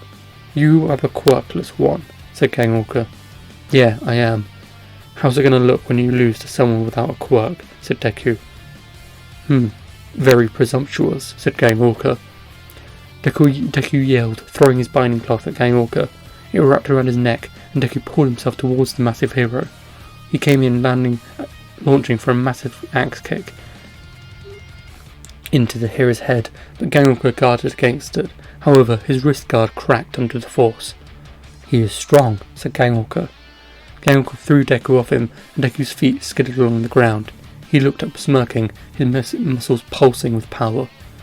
I need to put him down quickly, said Gangwalker. Gangwalker jumped forward, aiming to knock Deku out with a sonic blast. As the mighty hero approached Deku, Deku took a breath and lowered his stance. While Gangwalker was right on top of him, Deku used the full power of the water stream rock-smashing fist and launched a massive spin kick, kicking into Gangwalker's face. The sonic blast missed Deku, hitting some rocks to his side, and Gangwalker fell to the floor. What is this strength? Is it even human? asked Gangwalker. I've been asking myself the same question recently, said Deku. Deku knelt down in front of the massive hero. He watched as blood flowed out of Gangwalker's mouth. Am I even human anymore? Or am I something else? Am I a monster? asked Deku. A smirk spread across Deku's face as Gangwalker's blood ran cold. Using his massive strength, Gangwalker pushed himself off the ground and away from Deku. All of you, fire immediately, yelled Gangwalker. All of Gangwalker's teammates turned their cement guns on Deku. Fine, I'll deal with these guys first, said Deku. Deku whipped his binding cloth around one guy's leg, knocking him on his back. Before the guy could recover, Deku jumped in, slamming his knee into the guy's gut. Deku then jumped off the henchman, dodging a blast of cement from the other guy. The cement hit the first henchman, trapping him. Oh no, I'm sorry, said the henchman. Whoops, you really should be careful about friendly fire, said Deku. Deku put his hand on the henchman's shoulder, and he could feel the man shiver with fear. Don't worry, you won't be scared any longer, said Deku. Deku put his fingertips against the small of the henchman's back and did a quick 1-inch punch. Immediately the henchman fell onto the first, unconscious. Deku turned, facing the others. Who's next? Asked Deku. They all opened fire, but Deku was too fast. He slipped through their ranks, knocking each one of them out with a single hit and throwing them into a pile. He's like a blender. If he wasn't holding back, he'd be turning my men into paste, said Gang Orca. Gang Orca shot forward, aiming to blast Deku with another sonic blast. Fine, you asked for it. Deku took a deep breath. Fist of wind slashing steel, said Deku. Gang Orca was rocketing towards him, but just before contact, Deku lowered his body as much as possible. As the hero's massive body shot over him, Deku flicked his hand across Gang Orca's body. The hero landed a short distance away, then fell down to one knee. I didn't see what happened, said Gang Orca. Gang Orca felt his chest and saw 3 deep cuts across it. I happened. Just so you know, that technique is one of my more lethal. I made sure to tone it down for you, said Deku. Blood dribbled out of Gang Orca's mouth, and his vision was blurring. No, I refuse to give up, said Gang Orca. Gang Orca realised this wasn't about the test anymore. It was a matter of his pride as the number 10 hero. I will beat you, said Gang Orca. For a second, Gang Orca blinked, and Deku was gone in front of him. Gang Orca's eyes went wide when he felt 2 fingers pressed against his throat. Against the side of his throat. Give up, said Deku. Never. Gang Orca was cut off when Deku jabbed him in the neck, knocking him out. Deku put 2 fingers in his mouth, whistling to the judges. Hey guys, yeah you, can you get him to the doctor? said Deku. Deku walked off, smirking. Maybe I've got just a little bit stronger, said Deku. The exam finished, and everyone but Bakugo passed. As Class 1A walked to the exit, the rest of the classes stared at Deku. He smiled. He enjoyed the respect he pretty much forced out of them. I'm definitely much stronger than when I fought Muscular, but I can go further. The limit on my strength started breaking back then, but it's still there. When I get rid of my limiter, no one will beat me, said Deku. Deku clenched his fist, feeling the fire in his heart explode into a towering inferno. Class 1A got back to their dorms, and Deku was in his room doing some pull-ups when someone knocked on his door.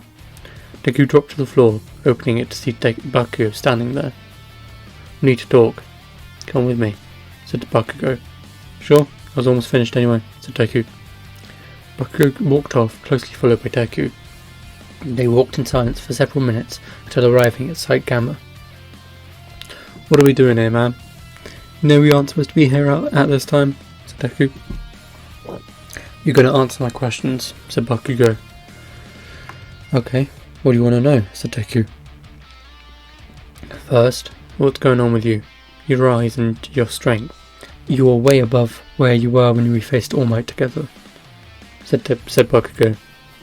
I'm not even sure myself. The doctors believe it's a reaction to me nearly dying in the training camp. My body is changing and improving itself to fix my weaknesses and improve my strengths, said Deku. Okay, sounds insane to me, said Bakugo. Yeah, same, said Deku. Second, what's going on with your strength? You are stronger in Kamino than you have ever been before or since. You beat the villain who beat All Might, said Bakugo. Ah, that, said Deku. What was that? Was it another mutation? Asked Bakugo. Deku didn't want to lie to Bakugo. It looked like you had All Might's power, but that would be impossible, right? Asked Bakugo. Deku was silent. Bakugo's eyes slowly widened. I'm right, aren't I? You somehow used All Might's power. Then why are you weaker than you were then? Said Bakugo. I don't have it anymore. I never had it. I only had an ember of his power, said Deku. But if you don't have it, then why is All Might retired? Said Bakugo. He gave it to someone else, said Deku. Who? asked Bakugo. Bakugo stared at Deku, and then the answer came to mind. It's Ida, isn't it? In Kamino you were talking to him before you took off. That's when you gave him your power. Deku nodded. I see. Then why isn't Ida as strong as All Might? Said Bakugo.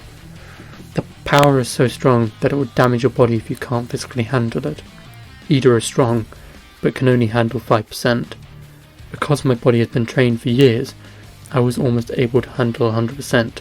I only pulled a few muscles, said Deku. Bakugo took off his jacket, throwing it to the ground. What are you doing? Asked Deku. I need my rematch. I need to know what makes you so strong. What makes you All Might's perfect replacement, said Bakugo. Deku took his off too, and got in a stance. Bakugo blasted towards him, aiming to blast him away, but Deku jumped back, avoiding the attack, then jumped back in, kicking Bakugo across the face. You know, we'll get in trouble for this, right, Deku? Said Deku. Bakugo looked up smirking. Do you care? I don't, said Bakugo. Bakugo blasted forward, smashing Deku across the face with a powerful right hook, but Deku countered by smashing his left into Bakugo's nose.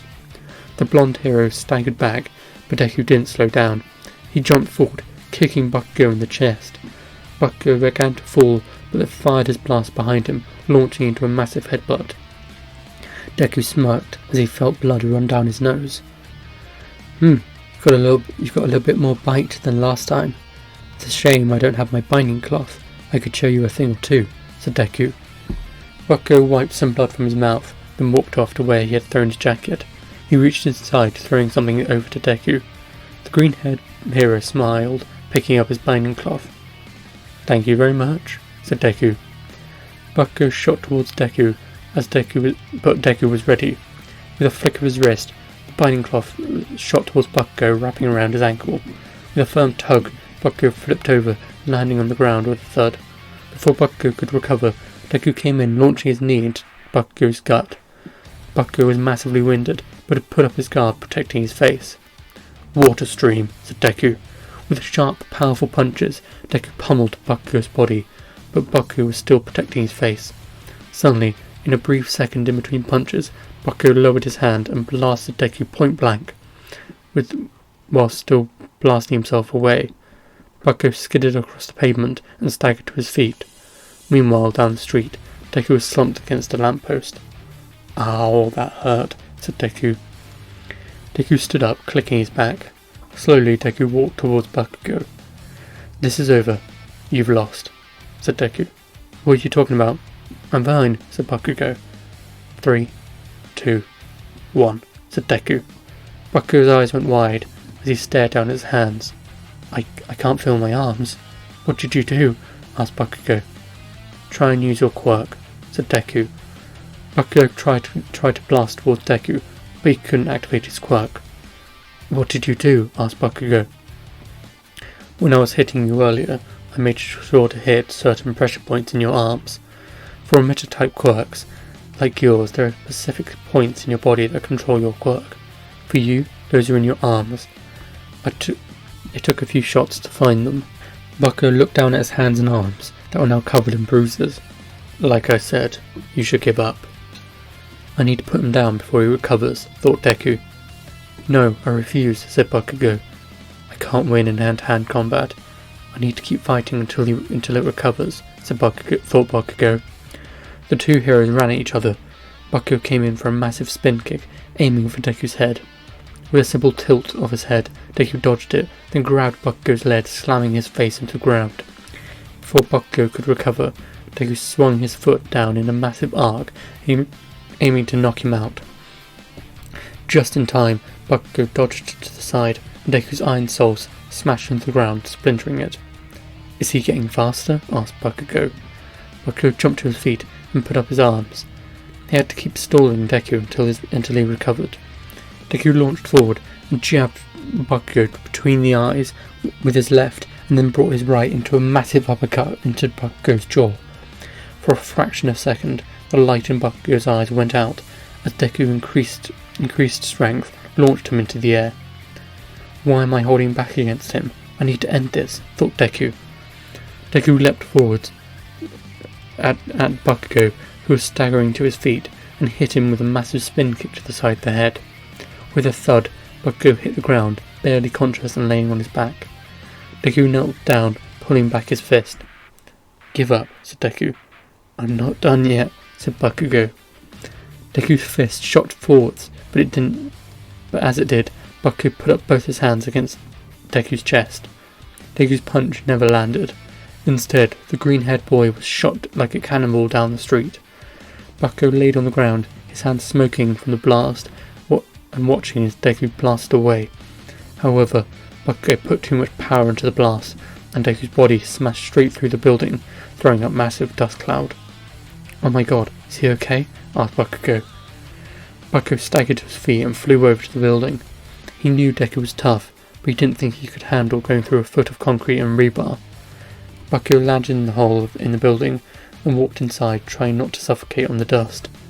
The dust slowly cleared as he saw Deku pinned to the wall, blood pouring out his mouth, and pieces of rebar through his shoulder, leg and gut. Bakugo just stood there in shock. Had he just killed Deku? With a cough of blood, Deku got his attention. "Good shot," said Deku weakly. "You're alive?" said Bakugo. Deku reached up, yanking the rebar out of his arm and then his gut. He fell to the floor with a groan as he removed the one from his leg. "Don't do that, you'll bleed out. I need to go get help," said Bakugo. "Don't bother," said Deku. Bakugo turned back, looking into Deku's eyes. Slowly, the other one was becoming red. Deku held his head in pain and yelled up to the sky as his eye took on the same monstrous appearance as the other. When it was finished, Deku looked up at Bakugo with a smirk. That was a cheap shot," said Deku. Deku got to his feet, and Bakugo's jaw dropped. The holes across Deku's body had stopped bleeding and were slowly closing up. "It's time to finish this," said Deku. Bakugo put up his guard, but Deku was now too fast. He ducked past Bakugo's guard, grabbing him by the neck and launching out of the building. The explosive force of Deku's launch shattered the wall he was previously pinned to. Down on the ground, Deku sat beside an unconscious Bakugo. "Thank you. Because of you, I've once again broken through my limits." Deku clenched his fist, smirking. "But there was still so much further for me to grow," said Deku. At that moment, All Might arrived, seeing Deku's new red eye and Bakugo laying on the floor unconscious. "What happened?" asked All Might. "He knows about One for All. He figured it all out. Then we fought, because he wanted to see why I was the perfect host for your power," said Deku. All Might's jaw dropped. When Bakugo woke up, All Might explained everything about One for All, and then Deku went to bed. He was incredibly tired. Said Deku. End of chapter 9. What if Deku stayed quirkless? Chapter 10. Deku sat in his dorm, staring into the mirror. His blood-red eyes and yellow pupils stared back at him. It was unnerving seeing himself change so much. He looked up at his hair, which was now significantly more spiky and a darker shade of green. "What kind of monster will I be when this is over?" said Deku. Deku went down to class. We talked about work studies program and were introduced to Mirio, who requested to fight everyone. A few minutes later, most of Class 1A was lying on the ground beaten. Only Deku stood facing the seemingly invincible Mirio. "None of my attacks are landing. What is this guy's power?" said Deku. Deku jumped in for a massive spin kick, but his leg went straight through Mirio. Deku kept up the pressure though, kicking again and again, faster and faster, but nothing was landing. However, none of Mirio's attacks were doing any damage either. Whenever he would land a punch, Deku would just redirect the energy and barely take any damage. "You're a tough one," said Mirio. Mirio smirked, picking up his clothes and putting them back on. "I'm not interested in fighting until one of us runs out of energy. Neither of us can harm the other, so let's end this here," said Mirio. Deku was surprised but didn't complain. He was starting to grow frustrated with not being able to get a good hit. Later that day, Aizawa pulled him aside to talk. "You've received a request for a work study, Midoriya," said Aizawa. "Huh? I haven't even put in a request yet. Haven't done mine," said Deku. "I know, but when they found out the first years were doing work studies, they immediately asked for you," said Aizawa. "Who is it?" asked Deku. Sir Night-Eye, said Aizawa. Deku smirked. All Might's former sidekick was specifically asking for him. The next day, he and Mirio went down to Night-Eye's agency. Deku walked into the office and saw Night-Eye sitting at his desk. Ah, Midoriya. Thank you for coming. That's my All Might voice. I chose my All Might voice for Night-Eye, apparently. So, why are you so desperate to have me? Said Deku. You see, All Might told me about you. He said he met a kid who could handle 100% of One for All, but he turned down the power. I didn't believe it. Someone with a body strong enough to handle that power? But when I saw you defeat All for One easily at Camino, I knew it was true. Young man, what you did out there was incredible. This is why I wanted you. I wanted to see how strong you are and how formidable a hero you can be, said Night-Eye. Deku smirked. Sounds great to me, said Deku. Excellent. We're about to go on patrol, so I hope you brought your costume, said Night-Eye. I wrote midnight. Oh, this one's going to be a mess. A little later, Deku and Mirio were walking along talking to each other. Wait, you're really Quirkless? Then what's up with your eyes? Said Mirio. Deku shrugged. The doctor thinks it's some sort of mutation my body's going through to make me stronger. I'm just as confused as you, honestly, said Deku. Shut up. Well, it's really cool, man, said Mirio. As Mirio said that, a small girl ran into Deku and fell to the ground. Oh, I'm sorry, said Deku. Deku bent down and saw the bandages covering her arms and legs. Oh, I'm sorry about Eri. My daughter can be so careless, said Overhaul.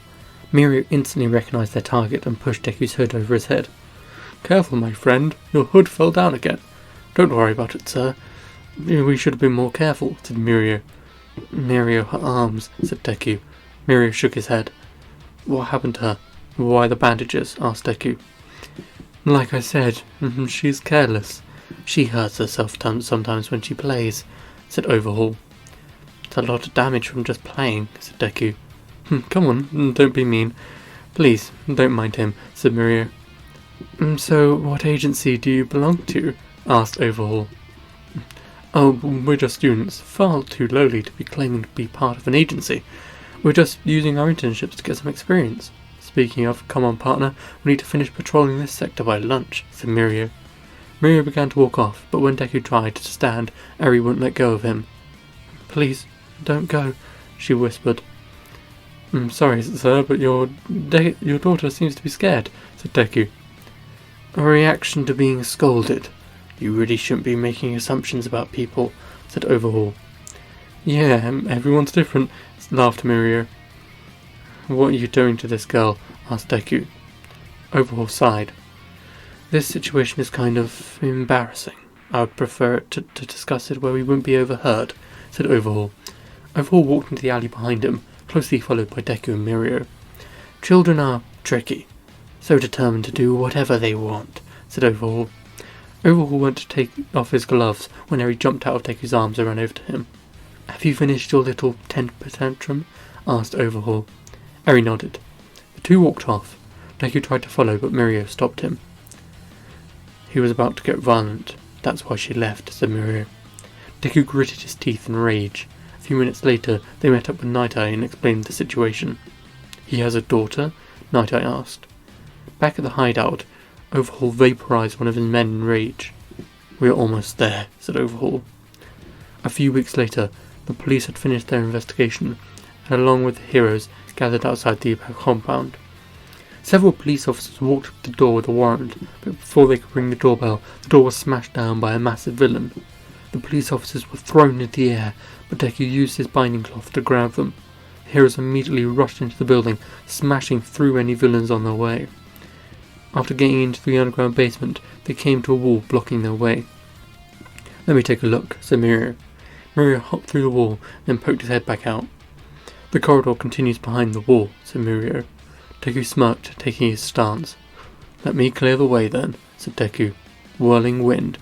Deku slashed his hand along the wall a couple of times, and it collapsed. As the group ran, Mirio pulled ahead thanks to his quirk. Deku tried to keep up, but even he had to slow down for the ever-shrinking corridors. Come on, Eyes. Has to be the work of an enemy quirk, and I need to find out where he is, thought Deku. Deku focused and eventually saw an eye poking out the wall far to his left. With a flick of his wrist, he threw his binding cloth at the villain, hitting him in the eye to stun him, and then with Aizawa's erasure, defeated him quickly. They immediately ran after Mirio, but after Deku cut the wall, they saw something truly horrifying. Mirio was barely standing, bloody and beaten, with a spike sticking into his gut. Behind him sat Eri crying. Deku could feel his heart pounding hard, and he knew what to do. He sprinted towards Overhaul at max speed, but Overhaul didn't care. He placed his hand on the ground and shot a wall of spikes towards the group. Deku's eyes went wide as he dropped into a stance, batting the spikes away from him and the others behind him. He was barely able to keep his ground, because he was having to switch between the water stream and the whirling wind so often. Sometimes he needed the powerful striking power of the water stream, but then only a fraction of a second later he would need to change his entire breathing pattern and stance because he needed the incredible slashing power of the whirling wind. Deku couldn't keep this up for long, and he could feel himself growing tired. Eventually the onslaught ended, and Deku's hands were left bloody and broken. "Come here, Eri. Come here and I won't slaughter them all," growled Overhaul. Eri stood up, but Deku held his bloody hand in front of her. "She isn't going anywhere with you. You will fall, right here, by my hands," said Deku. "Very well, Eri. You've made your choice," said Overhaul. Overhaul shot another massive barrage of spikes at the group. Midnight grabbed Eri and Mirio, running back through the hole they came in through, whilst Deku used his binding cloth to pull himself over the attack. Deku shot up into the air, then dropped back down, heading straight for Overhaul. The villain shot more spikes at Deku, but he slashed them to ribbons with his whirling wind. Hiccups. Deku's fist smashed into Overhaul's face, sending him spiralling to the ground, but he refused to give up. He span around, launching another barrage at Deku. Just like before, Deku deflected them and destroyed each spike just that came for him, but he knew his hands would soon give out. His body could heal itself, but it only seemed to kick in with serious injuries. Overhaul looked on and noticed this. This child was strong, but he was slowing. Overhaul raised his other hand and suddenly slammed it down on the ground as well. As Deku was destroying smaller spikes, suddenly a massive spike shot through the others. It was too fast for Deku to react, and it stabbed through his torso and slammed him into the wall. Deku coughed up some blood and passed out, as Night Eye yelled from across the room. Mirio looked on, saddened, seeing Deku's limp body strung up against the wall. "Mirio, get Eri to safety. I will defeat this villain and retrieve Midoriya's body," said Night Eye. Night Eye walked into the room and faced Overhaul. "What pathetic garbage. So easily killed," said Overhaul. "Midoriya, I will avenge you," said Night Eye. Overhaul shot a massive barrage of spikes at Night Eye, but they were dodged. Meanwhile, somewhere inside Deku's mind, something was flickering. Am I dead?" asked Deku. "No, but you will be soon," said All Might. "All Might? What are you doing here? You aren't dead?" asked Deku. "I'm not here. I'm just a hallucination," said All Might. Deku let out a soft laugh. "Then what is this?" asked Deku. "Have you ever heard of your life flashing before your eyes?" asked All Might. Deku looked around, and suddenly he was surrounded with images of his life. Fight after fight, training again and again, each day growing stronger. "Did I do well?" asked Deku. "Keep watching," said All Might. Deku looked back to the images. There before him was the image of Muscular, moments from snapping his neck. "Back then you chose to live. Your fighting spirit drove you to new heights of power and brought you back from the brink," said All Might. "Then why not this time?" said Deku. "You tell me," asked All Might. I don't know," said Deku. "Are you running away?" asked All Might. "No, I'm not," said Deku. "Then stand up and fight. Young Midoriya, you aren't one to shrink from a fight, and you will not start now," said All Might. "But I don't think I'm strong enough to beat him," said Deku. All Might knelt down, looking at Deku. "You are the strongest person I know. You have the potential to surpass me with your own power. You just need to stand up and fight. Now, what are you going to do? Are you going to stay here and die, knowing that Eri will suffer? Or will you pick yourself up and show that villain what you are made of? Said All Might. Deku's eyes snapped open. Deku grit his teeth as he felt the massive spike through his torso. He reached down, grabbing it, then crushed it with his hands. His eyes locked on Overhaul, who was moments away from killing Night Eye. Not even thinking, Deku kicked off the wall he was previously pinned to and launched towards Overhaul. His fist smashed into the villain's face and slammed him into the cold floor. Overhaul stared up in terror. The eyes he was looking into held no mercy, no restraint. Their cold glare burned into the villain's mind as the gaping wound in Deku's stomach slowly closed. Deku clicked his knuckles. They were starting to repair and grow some sort of scales to increase damage and defense. "Why won't you die?" asked Overhaul. Overhaul slammed his hand on the ground again, but Deku shattered every spike effortlessly.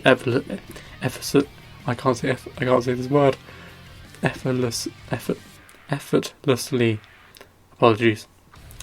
With a single devastating punch, tearing straight through them and smashing to Overhaul's stomach.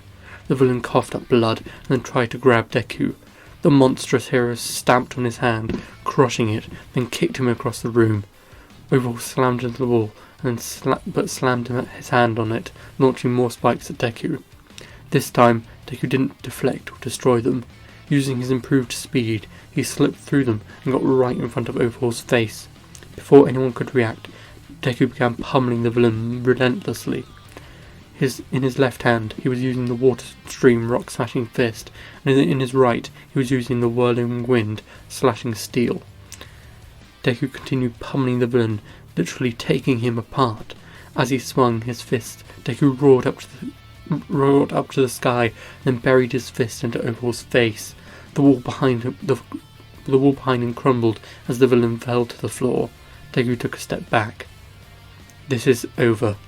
You don't stand a chance against my new combination technique, the Cross-Fang Dragon Slayer Fist," said Deku.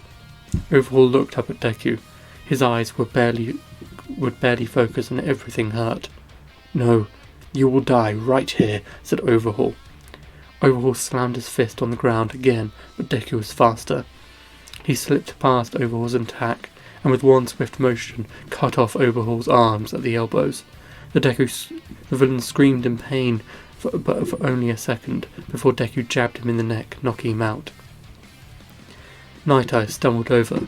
He was injured from his battle, but that didn't matter to him. He was too busy being amazed that Deku was alive. "I saw you. You were dead. That spike had destroyed your torso," said Night Eye. Night Eye looked at the holes in Deku's uniform, but saw no evidence of a wound on Deku's body. Night Eye looked up, seeing that Deku's dark green hair was now jet black, and his eyes were now an even darker shade of red. "Absolutely incredible," said Night Eye. The heroes who were injured were rushed to the hospital. Deku was taken as well because Night Eye was worried about him. After hearing about his latest battle, the doctor who cared for Deku last time was put in charge of caring for him and getting to the bottom of whatever was happening to him. When Deku entered his room, the doctor was amazed to see the massive change since last time. "Good to see you in good health this time, young man. Tell me, what happened to you for this next step to activate?" "I was impaled through the torso by a rock spike," said Deku. The doctor looked at the gaping hole in Deku's costume. "Your regeneration is massively increasing. This has happened to you a month ago. I think you'd be dead," said the doctor. Deku nodded. The doctor noticed Deku's black hair and eyes. "So your hair and eyes have changed further as well." "And my hands," said Deku. Deku held out his hands. His knuckles were covered in almost scale-like substance. It didn't affect his finger movements, but massively increased his striking power. "Let's take a few blood samples and see what's changed." About an hour later, the doctor came out with some results. "You are a miracle of medicine. Somehow your drive to fight and survive has been turned into power. We can't find any source, but it still doesn't seem like a detrimental process as long as you don't mind the appearance changes," said the doctor. "Yeah, I could just dye my hair green again," said Deku. "One possible cause that we found are these little active cells. They are producing a massive amount of power and require very little oxygen. In layman's terms, they are more efficient than the others. That when comparing your blood now to when you last were here, it's almost 30 times the number of these active cells. It appears some of your other cells are seeing these cells as the correct state and are choosing to become like them. Eventually, you'll be complete. Every cell in your body will be changed, and you'll be completely unstoppable, said the doctor. Deku smirked. Well, that doesn't sound too bad, said Deku. A few weeks later, it was time for the UA Culture Festival. Class 1A had decided to do a dance and music concert. As part of the show, Deku would hold Aoyama over the crowd by a rope, but the night before, Deku realised the rope was damaged. Why don't you use your binding cloth instead? Said Aoyama. I'd rather use proper rope. You know, better safe than sorry, said Deku. The next day, Deku ran into town. He was amazed by his new speed and his endurance. It was just a little over a mile, but he was able to do the full distance in a full sprint without losing any breath. This is amazing, said Deku. Deku brought what he needed, then walked outside. He began doing some stretches when someone almost bumped into him. Oh, sorry man, said Deku. Careful, my boy. You almost ruined the taste of Gold Tips Imperial. Hang on, I know that voice, said Deku. Gentle, something about this kid seems familiar, said La Brava. La Brava looked at Deku's freshly dyed hair and looked at his freckled face. He's the Quirkless kid from the sports festival, said La Brava. It's you, gentle criminal, said Deku. Deku dropped into a stance. What are you planning? Asked Deku. The crime of the century, my dear boy. For you see, I will be breaking into UA, said Gentle. Stay away from my school, yelled Deku. Deku leapt towards Gentle, but hit an elastic barrier instead, bouncing back. Ah, my dear boy, we must be off. Doodle pip, said Gentle. Gentle elasticated the floor and jumped off. Deku didn't give up though. He flicked his binding cloth and wrapped it around the villain's leg, dragging him back down to earth. Deku leapt at the villain again, who tried to block his path with another barrier. Deku's eyes focused, however, and managed to see the barely visible barrier. With a swipe of his hand, he cut it in half. How'd he do that? Asked Gentle. Deku leapt onto the villain, slamming into the floor, then throwing him into the side of the building. Deku tried to punch Deku, but it was sloppy. Deku ducked past it, landing several powerful punches on the villain's chest, dropping him. This is over, said Deku. Gentle looked up into the cold red eyes above him, and resigned himself to defeat. However, La Brava hadn't given up. Gentle's body was covered in the pink aura, and he rose to his feet. I will defeat you, for the one that I love, said Gentle. Gentle swung his fist, but this time it was much stronger and faster. But that didn't matter to Deku. He took a deep breath, activating his cross-fanged Dragon Slayer fist. Deku ducked past the attack, landing punch after devastating punch on Gentle's body. As if mini explosions were going off inside the villain's body, Deku pummeled the villain. Bones broke, and ligaments were torn. Eventually, even though he was being enhanced by La Brava, Gentle couldn't even raise his arms. He collapsed to the floor unconscious, and Deku called the police. After explaining the situation, Deku went back to UA and had a lot of fun in the culture festival, unaware of the monster he would soon become. End of chapter 10.